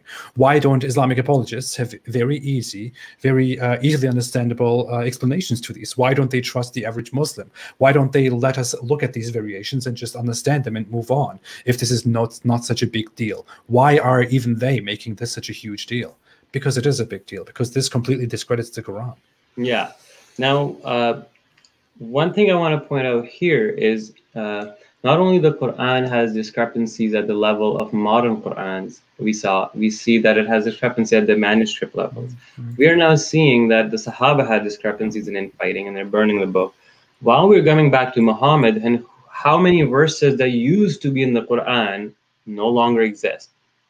So look at this. Surah Ahzab, which is chapter 33, had over 200 verses, and now it only has 73 verses. So there's about some hundreds of verses that were part of this surah that were gone. They're lost. They were apparently canceled and abrogated. But the whole concept of abrogation even makes the ahruf and qira even worse, and the hole becomes even bigger. It becomes a black hole at that point. So what we see here, there's this hadith is being narrated in literally so many books. What it says is, Ubay bin Ka'b was one of the big reciters of the Quran, said to me, how long is Surah Ahzab when you read it? How many verses do you think it is? I said to him, 73. He said, only there was a time when it was as long as Surah Al-Baqarah, that's chapter 2, the longest chapter in the Quran. And then he says, and he read in it the ayah, the verse of the stoning. The old man and the old woman, if they commit zina, stone them both, a punishment from Allah. This verse also is no longer found in the Quran. Ibn Hazm says that this is a clearly Sahih Isnad. It is as clear as the sun, which has no fault in it. If you keep reading, Ibn Kathir says similar things as well. But at this point, you're like, okay, the guy this surah is missing hundreds of verses. And this hadith has been recorded in literally every part. And that's what I'm saying. This is the problem. What happened was, so a lot of these companions would still keep the abrogated verses in their codices. And there's hadiths where Ubay bin Ka'b would, Umar said that Ubay recites stuff that he takes from the mouth of the Messenger of Allah, but we do not put that in the manuscript and act upon it because it's been cancelled. But then there were discrepancies where Ibn Masud and Ubay would say, even if the verses are cancelled, we are not going to give up our manuscripts. We want to keep those cancelled verses in there. So this brings another layer of doubt on the Quranic preservation. Moving on now, what I want you to see here is the extent of disagreement in the Sahaba. Okay, to the point where Abdullah ibn Mas'ud did not like Zayd bin Sabit, the guy appointed by Uthman the Caliph to copy the Mus'haf. And he was so mad that he said to the people, "Oh, you Muslim people, I'm removed from the recording of the transcription of the Mus'haf, as it is overseen by a man, by Allah. When I accepted Islam, he was but in the loins of a disbelieving man." So Ibn Masud is saying, don't listen to Zayd bin Sabit. He was in the loins of a disbelieving man when I was hearing the Quran from the mouth of the Prophet. And then Abdullah bin Masud says, "O people of Iraq, keep the masahif that are with you and conceal them. For indeed Allah has said, whoever conceals something, he shall come with what he concealed on the day of judgment. So meet Allah with the masahif." Az-Zuhri said, "It was conveyed to me that some men amongst the most virtuous of the companions of the Messenger disliked that view of Ibn Masud." So am I understanding this right here, Abdullah? Am I understanding this right here? So we have a Quran. We have the Quran that is revealed at a time by Muhammad through revelations that he receives from Gabriel, and that he speaks to his people, to his scribes, and to people who memorize what he says. And up until a certain point, long after Muhammad's death, we have a compilation of verses and chapters that people have on their minds and in their books, in their manuscripts. Yet there comes a time when a specific authority takes over the task to unify the Quran, and this person directly invalidates specific versions of the Quran in which a lot of verses are contained that he is against and that he doesn't want in the actual single unified Quran any longer. And that angers somebody who was a scribe and who was someone who listens to Muhammad so much that he says, "What the hell? I was there when Muhammad spoke this, and I was there and I recorded this. This must be part of the Quran. How can you say it's not part of the Quran?" And yet we are left with this specific figure taking the authority and presenting us with a Quran that misses certain verses that were meant to be in the Quran according to Muhammad. So that is what is happening here. The Quran that we have in our hands, the Quran that I'm having in our hands, is actually missing things that Muhammad said, that people heard, and that people wrote down. And yet we are being told that the Quran has been revealed at once by Allah, perfectly planned, perfectly reserved, without any human intervention. Here it is. And this is a completely authentic narration that we are seeing in front of us. Yeah, it's from Jama Tirmidhi. Now what we're going to go to is I'm going to just quickly go through some verses that used to be in the Quran and they no longer exist. So there was the suckling verses, and there's 10 sucklings, and it was abrogated. Another verse with 5 clear sucklings, that was gone, and now it's no longer found in the Quran anymore again, right? So again, a few problems here. Now there's this other verse. Here's the one thing you got to notice. A lot of times the abrogation doesn't make sense, whereas some verses will be having just a spiritual content, and they'll be canceled out, and their cancellation or their inclusion in the text doesn't really change much. So why the hell are you making these changes? And sometimes what happens is, for example, the stoning, right? Why would Allah cancel and remove the verse but preserve the practice? But always wondered about that. Also keep the prior verses that were canceled in the Quran, but the one he has to ask us to act upon is not found in the Quran. So when you think about this, a lot of these things don't make sense, and half the time these abrogations are so useless.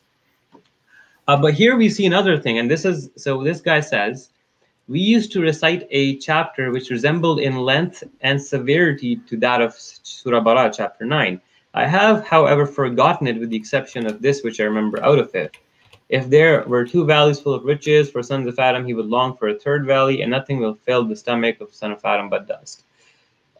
This was apparently part of the Quran, and there was a big surah, and it's like Surah 9, just to give a reference, is 100, almost 200 verses. So there was another surah that had this. So we don't only have Surah Ahzab, there's another surah that went missing. This recounts the same story on the right side, so we'll move to the next one. Now, we talked about the worst of the stoning of adulterers, and the point that I raised was even Umar ibn Khattab is so concerned that because it's not written down in the Musaf, people will forget about it. And he's like, I wish I could have put it in. And then he tells us what the worst actually once was. Al-shaykhu wal-shaykhu iza zayyan zaniya farjumuhuma. So, and if an old man and an old woman commit adultery, stone them both. So we see that there is a Quran verse. Why am I echoing? I don't know why I'm hearing echo. But so we see that there is a Quran verse which has a very explicit, a very clear hudud order, which in Islam stands for a punishment or an order that was directly ordained by Allah, by Islam, which is to stone adulterers. We see that this verse is removed from the Quran and is subject of an abrogation. So the original content of the Quran is changed, but the order to stone adulterers is still part of Islam. It still has been part of Islam for over 1,000 years, and that's what Islamic jurisprudence always went by. So it really doesn't make sense. I have always wondered why was it even abrogated? I mean, exactly. What makes even less sense is initially the punishment for women for having 4 witnesses and being proven that they committed adultery was to put them in their houses till they die. And this was, I think, in Surah Nisa, verse 15, if I'm correct. But then what happened was the women are like, well, we'll just stay in our houses and we can keep doing dinner. So some people were like, yeah, we can, we got to change it. So then the flogging was introduced, right? But then there was the stoning verse. So the stoning verse canceled out the flogging verse in a certain sense. And then also the pushing women into their houses till they die. But the cancel verses are still part of the Quran.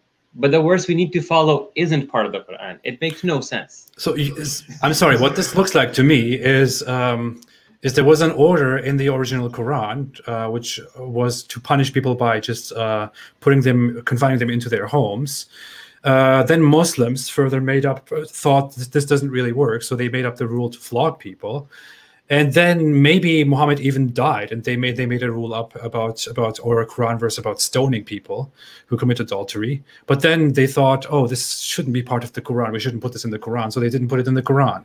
Although they still continued this practice because they were rough and barbaric people who thought that should be a good punishment, and yet they couldn't put it into the Quran, and yet the law has been followed by Muslims forever. So a Muslim should really sit down and ask himself, like, what the hell is happening here? What went wrong in Islamic history? The Quranic preservation is slowly turning into a massive black hole at this point. It's funny. Again, this is just a quick, I'll go over this. Like I said earlier, there's verses that were revealed where the verse used to recite, inform our people that we have met our Lord, He's pleased with us, and He has made us pleased. And later on, this Quranic verse was canceled. The hadith on the right says the same thing. Again, why was this verse canceled? I mean, it doesn't really change anything if it's included or not. It makes no sense. This is an interesting one. There's many hadith about this. There's a verse in the Quran, 2:38, where it says, "Hafidhu ala salawati was salat al wusta."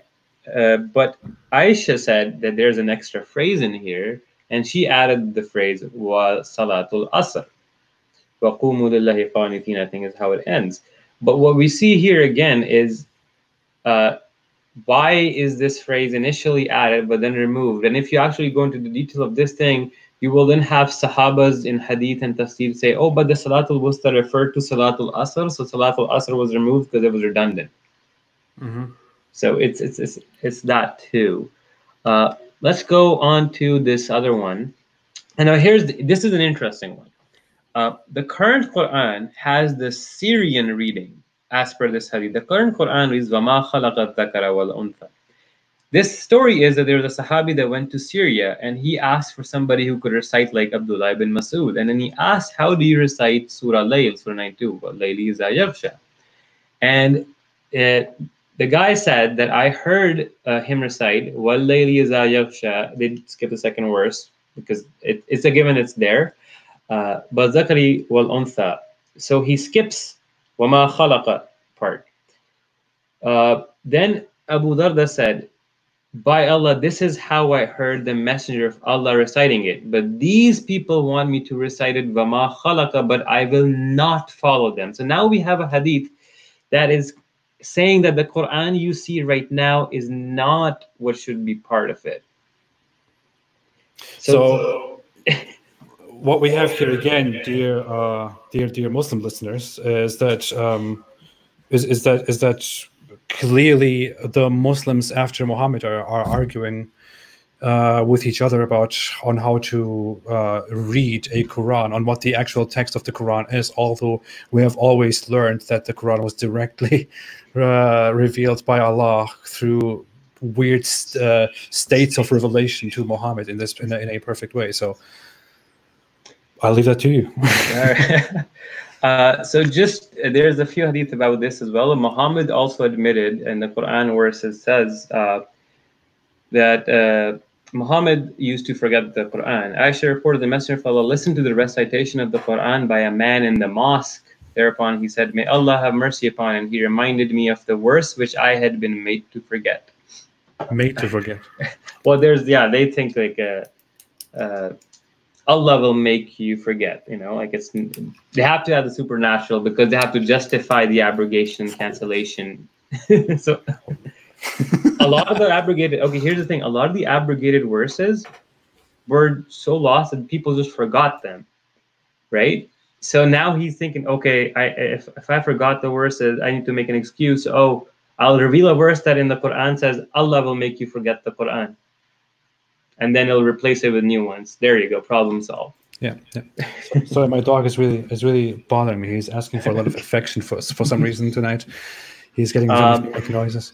Don't we have a Quran verse about it, or we have several Quran verses, right? In which the Quran itself says something like, it responds to critics because critics are accusing Muhammad of making things up or of saying things in a different way or of inventing new things, and then the Quran responds to them and says, if we cause a verse to be forgotten, we replace it with a better, more beautiful verse or something like that. So the Quran actually directly addresses this issue, and tries to make excuses for that. Yeah, there's two verses on abrogation in the Quran itself. I think Surah 2, verse 106 is one of them.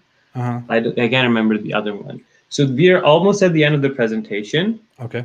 But this will show you, these two hadith, that how Muhammad is making stuff up as he went along. So on the left side we see, and just to realize here, one thing to take home is how literalistic and, let's say, the Sahaba were. And so you see this, Allah reveal a verse that talks about when to stop eating when you're starting your fast, right? So the verse initially, the initial revelation read, and eat and drink until the white thread appears to you distinct.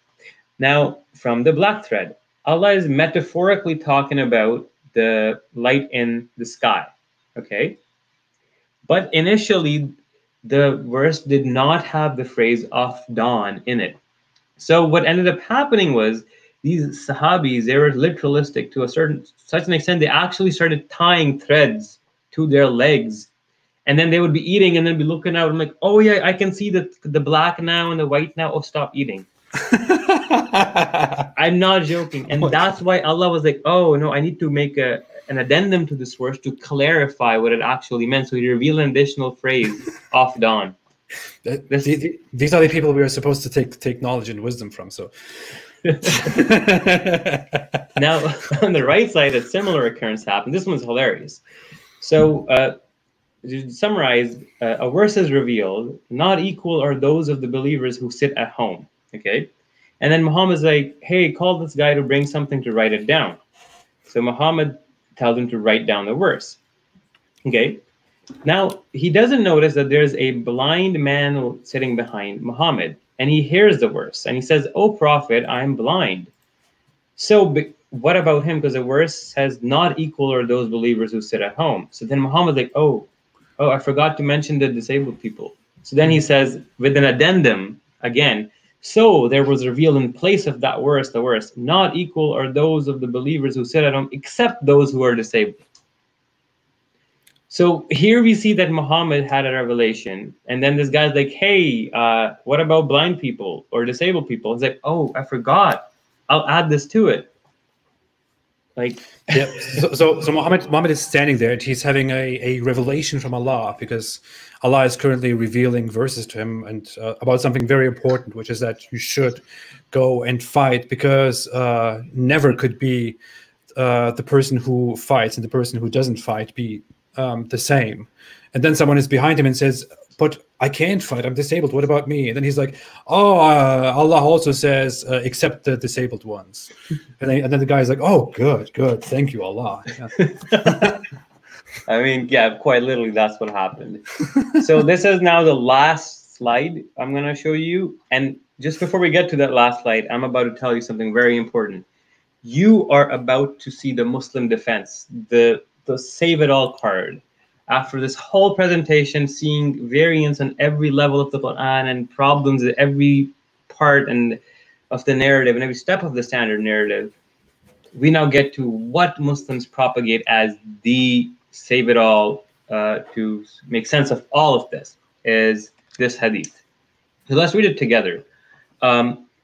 So narrated Umar ibn Khattab, I heard Hisham bin Hakim bin Hizam reciting Surah Al-Furqan in a way different to that of mine. Allah's Messenger had taught it to me in a different way, so I was about to quarrel with him during the prayer. Justify this is Omar, so just read what happens next. But I waited till he finished. Then I tied his garment around his neck and seized him by it and brought him to the Messenger of Allah. So Omar has this guy and he's dragging him to Muhammad and said, "I have heard him recite Surah Furqan in a different way to the way you taught it to me. The Prophet ordered me to release him and asked Hisham to recite it. He recited it and Allah said it was revealed this way. Then he asked me to recite it and I recited it and he said it was revealed in this way too. The Quran has been revealed in 7 different ways, so recite in the way that is easier for you."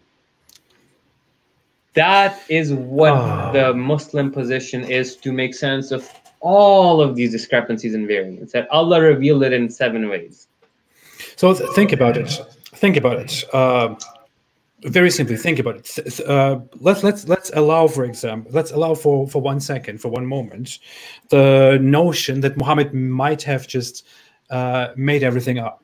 And of course, because he made things up, he said things differently to different people, because he's making up things from his memory and he can't always perfectly remember the things that he says, which is why he says something in a certain way to this guy and in a different way to this other guy.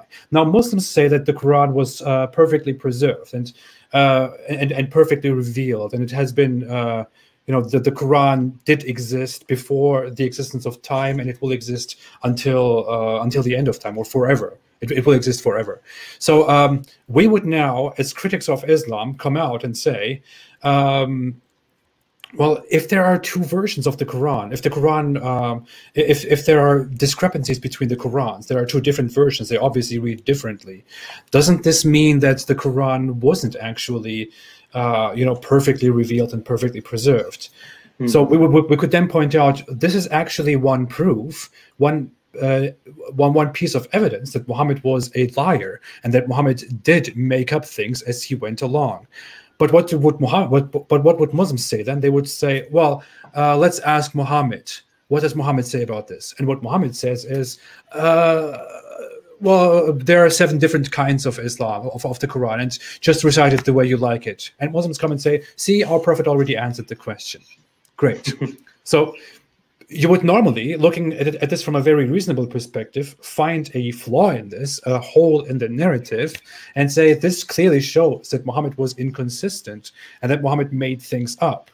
But a Muslim has to believe in Islam. It has to believe that Muhammad was perfect, has to believe that Muhammad was always inspired by Allah, which is why the Muslim will not accept your criticism and will simply accept a very terrible excuse that Muhammad makes as a clear explanation that your evidence is invalidated because Muhammad already had an explanation to it. Although the explanation makes no sense, because there is really no point for the Quran to be written and recited in different ways, in 7 different ways, which based on comfort. There is really no point for that to happen. The Quran is being recited in all kinds of cultures all around the world today, and you can recite it in one way, and it completely makes sense in that way. There is no point for that to differ from person to person or from people to people. So what's interesting is that there is such a huge difference of opinion on what the ahruf is, because like you said, it's so vague, right?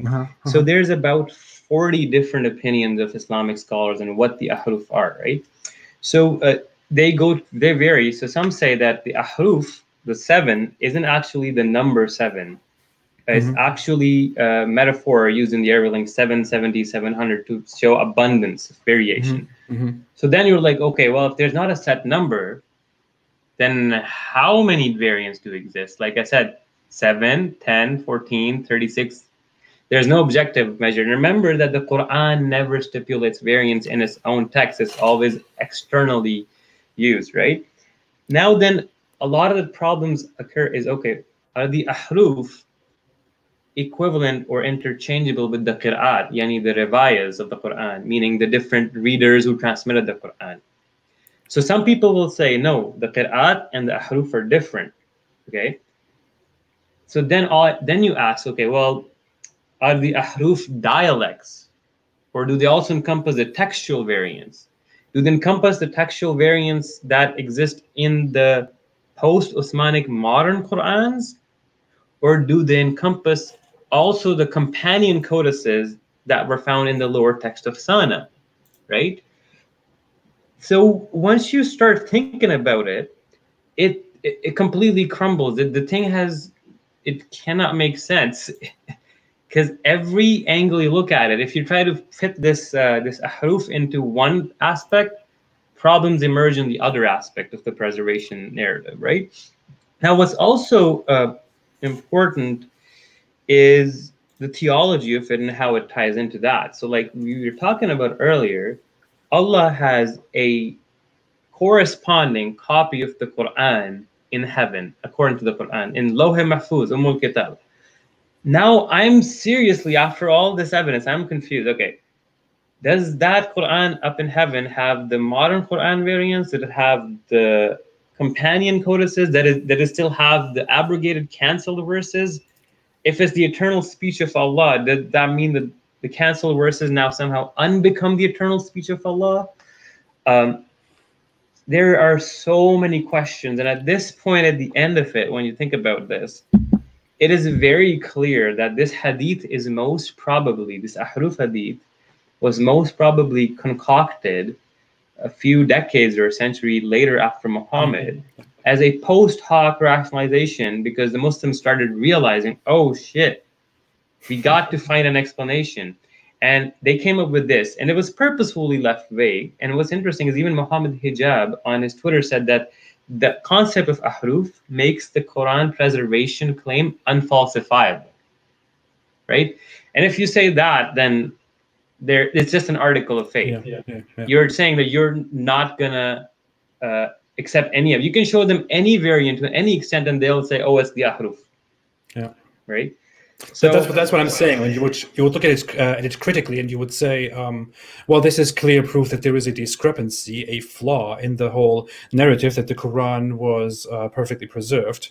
But the Muslim simply refers to a tradition, to a report that emerged 100 years after Muhammad died, which says, well, there are different variations of the Quran, and the Muslim simply brings up that and says, well, even if there are discrepancies between the versions of the Quran, there is already an explanation to that, which is that there are different kinds of the Quran that simply serve to read it more comfortably. So you really can't make sense of it. You really cannot defeat the Muslim position, the Muslim apologetics, by simply bringing up a very a very simple criticism, completely based on common sense, which proves that it simply doesn't work. And that's why, I mean, from the beginning, I was trying to point out that the Quran's claim is that it is the speech of God, of Allah. It is the word of God, of Allah, that it coexisted with Allah. I mean, there were even, if you want to go back into the theological discussions of Islam in the first centuries, there was so much controversy going on because people were fighting each other. Islamic scholars were fighting each other over whether the Quran was created by Allah through His speech or whether it was uncreated and always existed with Allah. So that is still to a certain extent a major discussion in Islam. But what you get from it is that it is a fundamental teaching, a fundamental doctrine of Islam, a fundamental claim of Islam, that the Quran, which we read, is something that belongs to Allah, that belongs to Allah's eternity, that has always existed with Him, and that will always exist with Him up there in his giant major book. So when you read the Quran, when I open this book and read its letters, then I'm directly reading. Exactly. I'm reading directly a copy of what Allah has with Himself. But if these Quran books have differences, if these have letter differences, symbol differences, if they have differences in how much in verse numbers, if entire verses, entire chapters are missing, then what exactly is this a copy of? Then this can't be a copy of what is up there. If this is the copy of what is up there, then what exactly was revealed to Muhammad when Allah was revealing it to Muhammad? And why did Allah reveal what He was revealing to Muhammad? It doesn't make any sense. It simply it is flawed. It's so flawed. And like I said, at this point, before, one other criticism I want to add on the ahruf is the ahruf hadith never defines what constitutes a variant that will be classified as ahruf and a mistake. Mm-hmm. So we have no distinctive framework given to us by the Quran or the Hadith to decipher, okay, this problem or this variant is more likely to be a scribal error versus being a revealed part of the Quran. Mm-hmm. So what I'm trying to say is, actually, scribal errors have, most probably, like we saw, became part of the Quranic recitation, but Muslims didn't realize that they're actually reciting an error and not the speech of God, Mm-hmm. right? So there's that too. But at the end of this, this concludes the presentation, and I would say that it is absolutely near impossible, absurd, and irrational at this point to assert that the Quran is perfectly dot to dot, word by word, letter to letter. You just cannot sustain that proposition at all whatsoever in academia. You just froze, but I believe you said preserved, so you just froze. But I believe what you were saying is that it is not possible to claim at this point that the Quran was perfectly preserved. I would completely agree. I mean, as a Muslim, you learn it might not make sense to people of other religions. It might not make sense to a Christian or a Jew, for example, and it definitely makes much less sense to a Hindu or a Buddhist or all the other religious groups. But to a Muslim, it is a very big claim that the Quran is quote unquote the only book that hasn't been changed, or the only book that has been perfectly preserved. And to Christians and Jews, that statement doesn't really make sense. And the average Christian and Jew thinks, so what? Because Christians and Jews don't have the doctrine that they are meant to have a book that has been sorry, David Wood just said, haha, he froze. The great God Allah silenced him. Stop distracting me, David. God, where was I going? So the Christians and Jews don't have this claim that they are meant to have a book that was perfectly preserved, perfectly spoken by the Almighty God, and that can never be changed until the end of time. Because according to the Jews and Christians, they simply have a message. They have a collection, a giant compilation of reports that people wrote down, partly inspired, partly directly inspired by God to word for word what to write, but in other parts simply written by people and then organized as a holy book, simply to read read what is being said, what happened in the past, what is there to learn, not exactly word for word what is right and what is wrong, because that is a Quranic Islamic concept, and that Quranic Islamic concept obviously doesn't work, which is why we have this problem, which is why we have huge variations, which is why Islamic scholars come up with the excuse that this was actually deliberate, that there was actually a reasoning behind it, that there was actually a point behind it, a point that doesn't make any sense to anybody. Because as said, and there is no way that you can refute this claim, that you can refute this analysis, that we are so many cultures today in this world, and everybody can read the same Quran, can maintain the same Quran, can recite the same Quran, and it is easily recitable for everybody in the world. There really is no point, no importance to having different versions of the Quran at all, let alone forget about the recitations, forget about the mistakes, forget about the little letter issues. Mm-hmm. Having entire discrepancies in entire chapters and entire verses. There was even the problem. Go ahead. Yeah, there's one thing I wanted to add, that the surah order is very highly disputed as well. That too. Not just the verse numbering. If you were to read Al-Fihrist and the orders, they're vividly off. Even sometimes the verses occur in different sequences. So the point is that, again, this comes back to the claim with the linguistic precision of the Quran and the miracle of the 19 and stuff. Actually, I'll give you one quick example to give you an idea. So take Nomali Khan's example. We have made you the middle nation, right? It occurs, this verse occurs in verse 143 of Surah Baqarah, okay? And he says that Surah Baqarah has 286 verses, therefore it occurring in the middle is a miracle. But what he fails to realize that apart from the Hafs tradition, the Warsh does not count up to 286 verses, it's 287 or 288. So the miracle doesn't work, right? So you have to selectively cherry pick certain versions of the Quran to make certain numerical miracles work, right? This is one other point.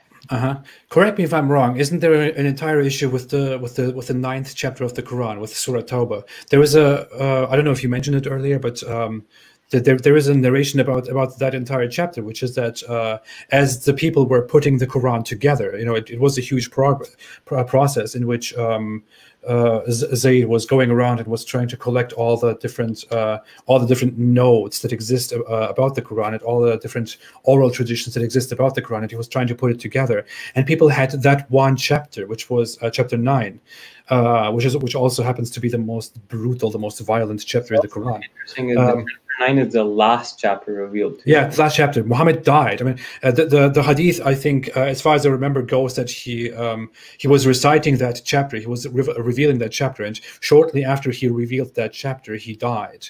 And he never told them what happens to that chapter, what is supposed to happen to that. So the people wanted to add it to the end of a different chapter, but what they instead did was to just make it a separate chapter, and that chapter doesn't start with Bismillahir Rahmanir Rahim, which is at the beginning of every Quran chapter. So an entire chapter was just arbitrarily planted into the Quran without any instructions, without anything. And the Muslim followers of Muhammad just did that. So when you read the Quran and you come to chapter 9, you are just looking at a chapter that Muhammad randomly revealed to people, but he never further gave any instructions about it. And the Muslims just thought, well, what are we going to do with this chapter? This sounds like that chapter. Let's just put it here. That's what you're looking at. So it is completely an arbitrarily organized book with no order, no proper value, obviously no proper preservation. I mean, I haven't even delved into the Shia perspective, because just to give you an idea, that what I showed you was just the major variants. There's upwards of about 1,000 oral variants. I have a Quran. It's a Mus'haf with all the 10 variants listed in the margin. I kid you not, there is not a single page in that book almost without a variant on it. A lot of the variants are oral, so they still sometimes affect the meaning, but there's so many. And then Shias allege that the Quran has been changed, and there's many surahs and whatnot. And this has been an ongoing debate between Shias and Sunnis about the tahrif of the Quran, right? So this isn't something new that's being brought forth. It's just that it's being so shielded. This knowledge isn't provided to the average Muslim, and now we know why, because it's so damaging. To claim that it's from God. this is why this is such a big issue. I mean, the average Muslim doesn't know any of this. The average Muslim never learns about this because this issue is considered very controversial and very sensitive, which is why the Muslim scholars don't want the average Muslim to be confronted with this issue, so that their faith is not shaken, which is now going on in the Muslim world. Gladly, I'm so happy about that. So that's why it's so important for us to bring out these truths and to show to the average Muslim what really went wrong with the history. Correct me if I'm wrong, but the Shia perspective is that they acknowledge that mostly that the Quran that we hold in our hands was organized like this by the Sahaba, by the Caliphs. And the Shia Muslims don't really acknowledge, don't really recognize the Quran as it has been organized, as it has been eventually finalized. But over time, they just went along with it, and they just used it anyway, so to not be branded as deviants and as heretics and kuffar, and because there is not much that they could else do about it. So talking about the Shia thing, I just had a variant pop into my head that I just forgot to mention this point earlier in the stream. Have you noticed that when Shias do wudu, they don't wash their feet; they just rub their hand on the foot, versus Sunnis I'm aware of it. Yeah, there's a variant in the verse of the wudu verse. I think it's something to do with arjulikum and arjulakum, something like that, where one variant reads to wash the feet and one reads to just moisten the feet. And this variant actually lead to the whole bifurcation between the Shia and Sunni about the wudu. Now, what's also interesting is Dr. Ramon Harvey, academic, he wrote a paper on Ibn Masud's readings that survived and were used to form legal rulings in the Hanafi madhab, meaning that the scholars were actually seeing the variant readings of Ibn Masud as authentic and going off basing legal rulings off of that. So that's one point I wanted to make as well. But I was wondering now that since we've kind of wrapped up all of this, if there's any questions or any I could go into that. Yeah, I will quickly go through the super chats, especially. I would never want to just let them hang around here. Quickly, David Wood just asked, does Abdullah Gondal have a YouTube channel? I don't have a YouTube channel myself, but I do come on and off on Abdullah Samir's channel and other YouTube channels like Haris Sultan. Mm-hmm. But I am working towards my own YouTube channel. It's just very busy with school and life and the pandemic and whatnot. Mm-hmm. But I've been trying to work on it for over a year, so you should go on David Wood's channel. Yeah, too. You should be a guest on his channel. I'm advertising you here directly. I'm doing a great service to everybody. Okay, super chats. Hindu Historian made a super chat at the beginning. Didn't say anything, just posted a sticker with thumbs. Hindu Historian also made a super chat earlier and said, "Truth alone triumphs." I agree. Thank you for always being here. Chrisanti P said, "Keep it up." Thank you. Abdullah Samir made a super chat and said, "Abdullah Gondal is a big shaitan." I'm an athlete, the big jinn. Oh, good. Wonderful acknowledgements here. Perfect for the average Muslim listener to relate to us and to see goodness in us. Act 17, David Wood, obviously, made a super chat earlier and said, "I'm starting to think that there might be some holes in the narrative."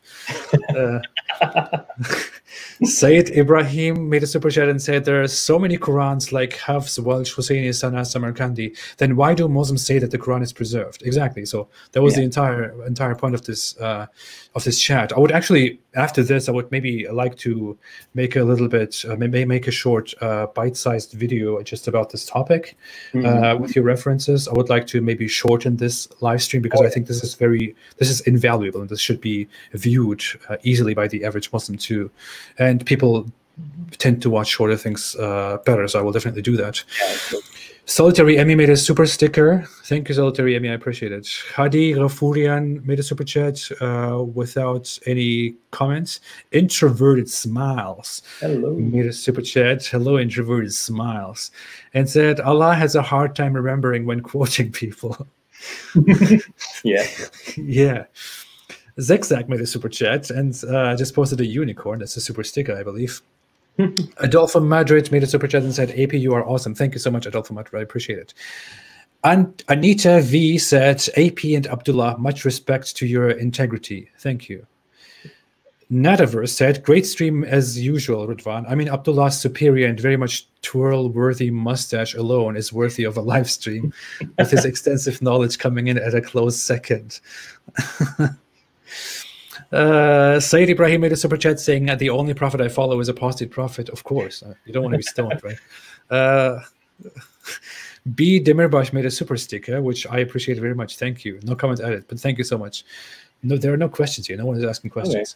Okay. Wait, I'll go ahead. Zigzag said, please discuss Dan Gibson and Tom Holland's findings. Also check Adam El-Masri's channel. He's a religious historian. The channel is in Arabic, but I think you'll be very interested in what he has to say. Do you know about Dan Gibson's work? Or I have looked at his work. Like I said, in all honesty, academia doesn't take his theory seriously. Although, like he has pointed out to some evidences, but academics have said that it's not taken as seriously. How dare you say that? I'll just say that. I hope that answers the question. It's an interesting theory, though. Like, it definitely is very interesting. You mean the whole Petra issue, right? Yeah. Mecca was Petra. So people keep bringing that up to me, and I responded quite a few times to that. I said I don't really buy it. I kind of find it. I find that narrative has holes in it. No, but I believe when I look at the documentary and the findings about that the original Mecca was actually Petra, I see a lot of discrepancies about that. I made a lot of notes and thought I should maybe make a brief video on why I don't think that is a plausible explanation. Like, one of the explanations is that a certain is that certain hadiths are quoted, but then as supporting evidence that Mecca was actually Petra. But then there are hadith on a similar level that clearly talk about Medina with its name, for example, with its original name, and you just cannot reconcile those two things. You cannot at the same time claim that this refers obviously to Petra, but then completely dismiss hadith that obviously talk about the region, the Hijaz region. Yeah. But go ahead. Yeah, the one thing, like you said, that there would be hadith saying that these gardens and gardens these Sahabas had, and he's like, Mecca didn't have any gardens, but then he wouldn't mention the hadith about the deserts and the dates and all that, right? So, yeah, absolutely. It's a very complicated topic. I don't know if I ever want to go into that, but super chat by Zuhair Nakvi said, have there been any findings of entire verses or chapters added or removed? I believe this question came before we went into that, but we actually addressed that issue during the there are like, if you were to read Kitab al-Masahif and stuff, it's scandalous. Like, it's got insane amount of variations. What we're hoping to find is if we can actually find a companion codex, let's say if we can actually find Ibn Masud's Quran, it's game over, right? I mean, the Sana Quran itself, the lower text, was also very much, they've argued, as a companion codex too. But yeah, I mean, there are a lot of variations that will come up to light. And also, just to let you know that I was talking to academics that are leading the research on the Sana Quran, and they said that not all of the folios have been surveyed. Some of the folios are still not handing them over. And I don't know why, but this find has been around since the 70s. And when was the Sana one published? In like 2011 by the scholars, the paper reference. So just to show you that there's a lot of politics and also that plays into it. So wait, hopefully we'll find one day an Ibn Masud Quran. That would be gold. One day. Until that day, we all have to believe that the Quran has been perfectly preserved and believe in Allah with all our heart, despite all the evidence that clearly already points against that. One thing is I find it hilarious is that Muslims, and Yasir Qadhi said too, like, we just say that the Quran is preserved because the Quran says the Quran is preserved in Surah 15, verse 9.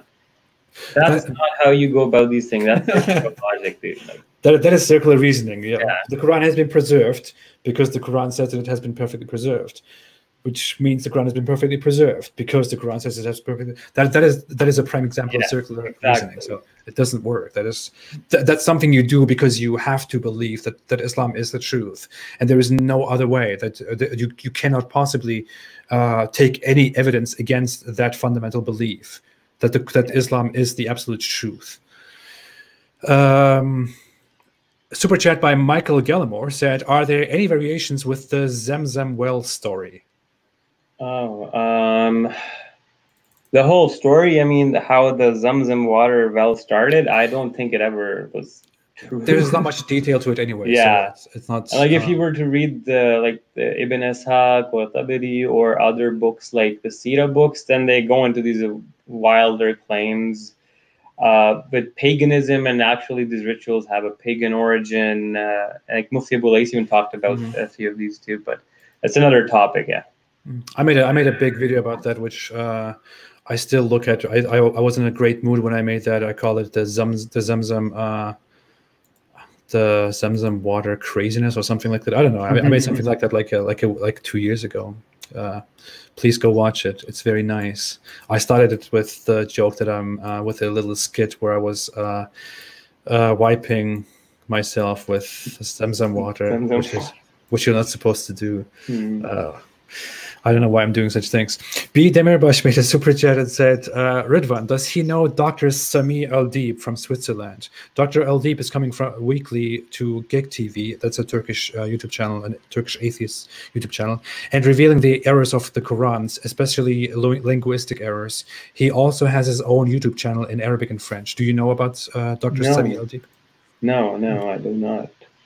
Interesting potential guest. I will make a note of that and possibly. Yeah, that would be cool. Yeah. You could actually. I could bring you two together. You could endlessly talk about this boring topic. I'm just kidding. About this crucial topic. Saint Miles made a super chat and said, "Bacon, bacon, bacon." To all the Muslim trolls on this chat, your eyes have touched bacon. Now you will dream of eating it. Since you are looking at the super chat, you will also be touched by a used. No. Come on. I also just remembered, it just popped in my head that the famous Quran verse about the sun setting in the sun setting in the pond, that verse also has a variant. Really? Yeah. So the variant is Hamia and Hamia. It's how it's pronounced, and it means like either a muddy spring or a black spring of boiling water. So that's the thing. So they say like if the sun goes in, it makes it boil and it's dark. It adds up. What's also ironic is the verse that says the Quran is preserved, Surah 15, verse 9. The verse preceding it, Surah 15, verse 8, we saw it had a variant in it. Hilarious. The irony. That is so ridiculous. I don't even know where to start with this. Hindu Story made a super sticker. Hindu Story made another super sticker. Bruce Way made a super sticker. Thank you so much. I appreciate it. Thank you. There are a lot of super chats. What is happening here? Hubert Farnsworth made a super chat and said, "What is your thought on why the Sana manuscript had a lower text different than the more recent text on the same parchment paper?" Yeah, so like we discussed, it was a companion codex. And over time, when these companion codices and the discrepancies were evolving, Caliph Osman decided, no, we have to destroy the Qur'ans that disagree. So what ends up happening is what a palimpsest, the parchment, isn't easy to make. It's like killing a lot of animals. It's basically animal skin, right? So a lot of the times, instead of destroying the parchment, they rub it off to reuse it. And instead of this time, what seems to have happened that Osman's the canonized Quran was written on top of this old companion codex that was rubbed off. That's the theory that has been put forth by quite a few academics, and is one of the most leading serious theories about the Sana palimpsest. Wonderful. It just gets more problematic for Islam. Zuhair Naqvi made another super chat and said, "I would request a review of In Search of Ali ibn Talib's Codex by Saifuddin Kara from Mr. Gondal. I think it offers a unique perspective to the discussion." So there are actually, I remember now, I researched this topic 2 years ago. There's a Turkish scholar who came out with new Qur'ans that he said match the variants recorded, not only the manuscripts, but in the hadith and the riwayas. And he has these codices for Abu Bakr and then Uthman and Ali, like you said. I think that the scholar you just named, I think that is the person. I'm not. Might be. Might be. I see that he has had a past with yeah. It's probably it. Probably answers the question. Veba Chaudhary said, "How do you say that?" Chaudhary. Chaudhary. Okay. Yeah. Said, "Why Allah?" I don't know how you people speak. I'm just kidding. Don't be offended. Veba Chaudhary said, "Why is Allah so needy?" Saint Miles made a super chat and said, "Great program and intelligent conversation. Thank you. I really agree. I think this topic has been very good, very valuable. There's a lot to do with this. I definitely want to snippets out of the video. Yeah. I want to make maybe 2 different references to this video afterwards in the following days. I would just make my type of video under 10 minutes to summarize what's going on here. Yeah. And then I would also like to take this live stream and just really shorten it or take little bits to make it watchable for the average viewer, and especially also for the average Muslim viewer, because I think this is a very important topic that needs to be processed, that needs to be talked about, needs to be watched. And I really appreciate that how you have handled this, Abdullah. I really thank you. Big respect. Thank you. Quickly, Veba Chaudhary made another super chat and said, "Love from India," and another super chat and said, "Please take my name, love from India." I did. Thank you. I appreciate it. Okay, that's all to the super chats. Okay. I think it's been on for about 2 hours. I think that's good. You already want to go? We're just starting. Oh man, I'm so tired. I for those who don't know, this is like my 3rd live stream in 24 hours. I don't care. The night has just begun. We have to we have to go through this. No, just kidding. Of course, you're obviously very tired. You have put a lot of effort into this. I really appreciate it. I love that. Thanks for having me, man. It was an honor, and I mean, you reached such a big audience. So, like I said, seeing that you brought me on, like I really thank you for that. Appreciate for that, and then. Hopefully, like this topic and the timing of this, hopefully keeps opening the eyes of people, that the whole keeps getting bigger. And I keep hoping that this becomes common knowledge to every Muslim. Because like you can go to a mosque or go to do a survey of a mosque at a Jummah prayer outside and ask the Muslims, is the Quran preserved? They'll tell you, yes, only one Quran and everything. 90% of the people, if not. But till then, that's all from my side. It was a pleasure being here and discussing this topic. If, like I said, if there's anything you want for the references, we will leave them in the link below. I will upload all these slides freely accessible so people can spread this information. And you can pass them along, whatever, from my side, that's all. Wonderful. You can just send me whatever you want me to give to the viewers. I would love to attach them to a pinned comment to the description. Well, I appreciate it very much. I think I would have loved to get a background introduction with you, because I think you have a very different background when it comes to experiencing Islam and leaving Islam, because many ex-Muslims might just might simply have basic experiences with Islam and then leave Islam because they can just not reconcile Islam's morality with their own morality, or Islam's knowledge with their own knowledge. But I think you made a very intellectually important journey through Islam and out of Islam, which is why I would love to bring your perspective personally to this channel again. So I would love to have you again here for just a completely personal talk just about you and about living Islam, about your experiences with it, your criticism of it. So we all expect you here again. Thank you so much. Thank you so much. I guess it's good. It's good night from me for today, and I'm looking forward to the next time. And we will have, let's say, we'll pick a topic that is more controversial, and and we'll have a discussion on it and see where it goes. It will be But, about your mustache, probably. That's the most controversial thing. yeah. Well, wonderful. Thank you so much again, Abdullah, for joining me. Thank you, everybody, for joining. Thanks for viewing. I appreciate your attendance, your appreciation, your comments, and everything that you have left. I'll see you again. Have a fantastic day. And as always, do you want to say a few things, Abdullah? All I'm going to say is Science Hafiz, good night, good morning, Salaam alaikum. Have a good day, and may the good Lord be with you. Wow, that's fantastic. I will just say stay away from Islam. Thank you. Thanks, everybody.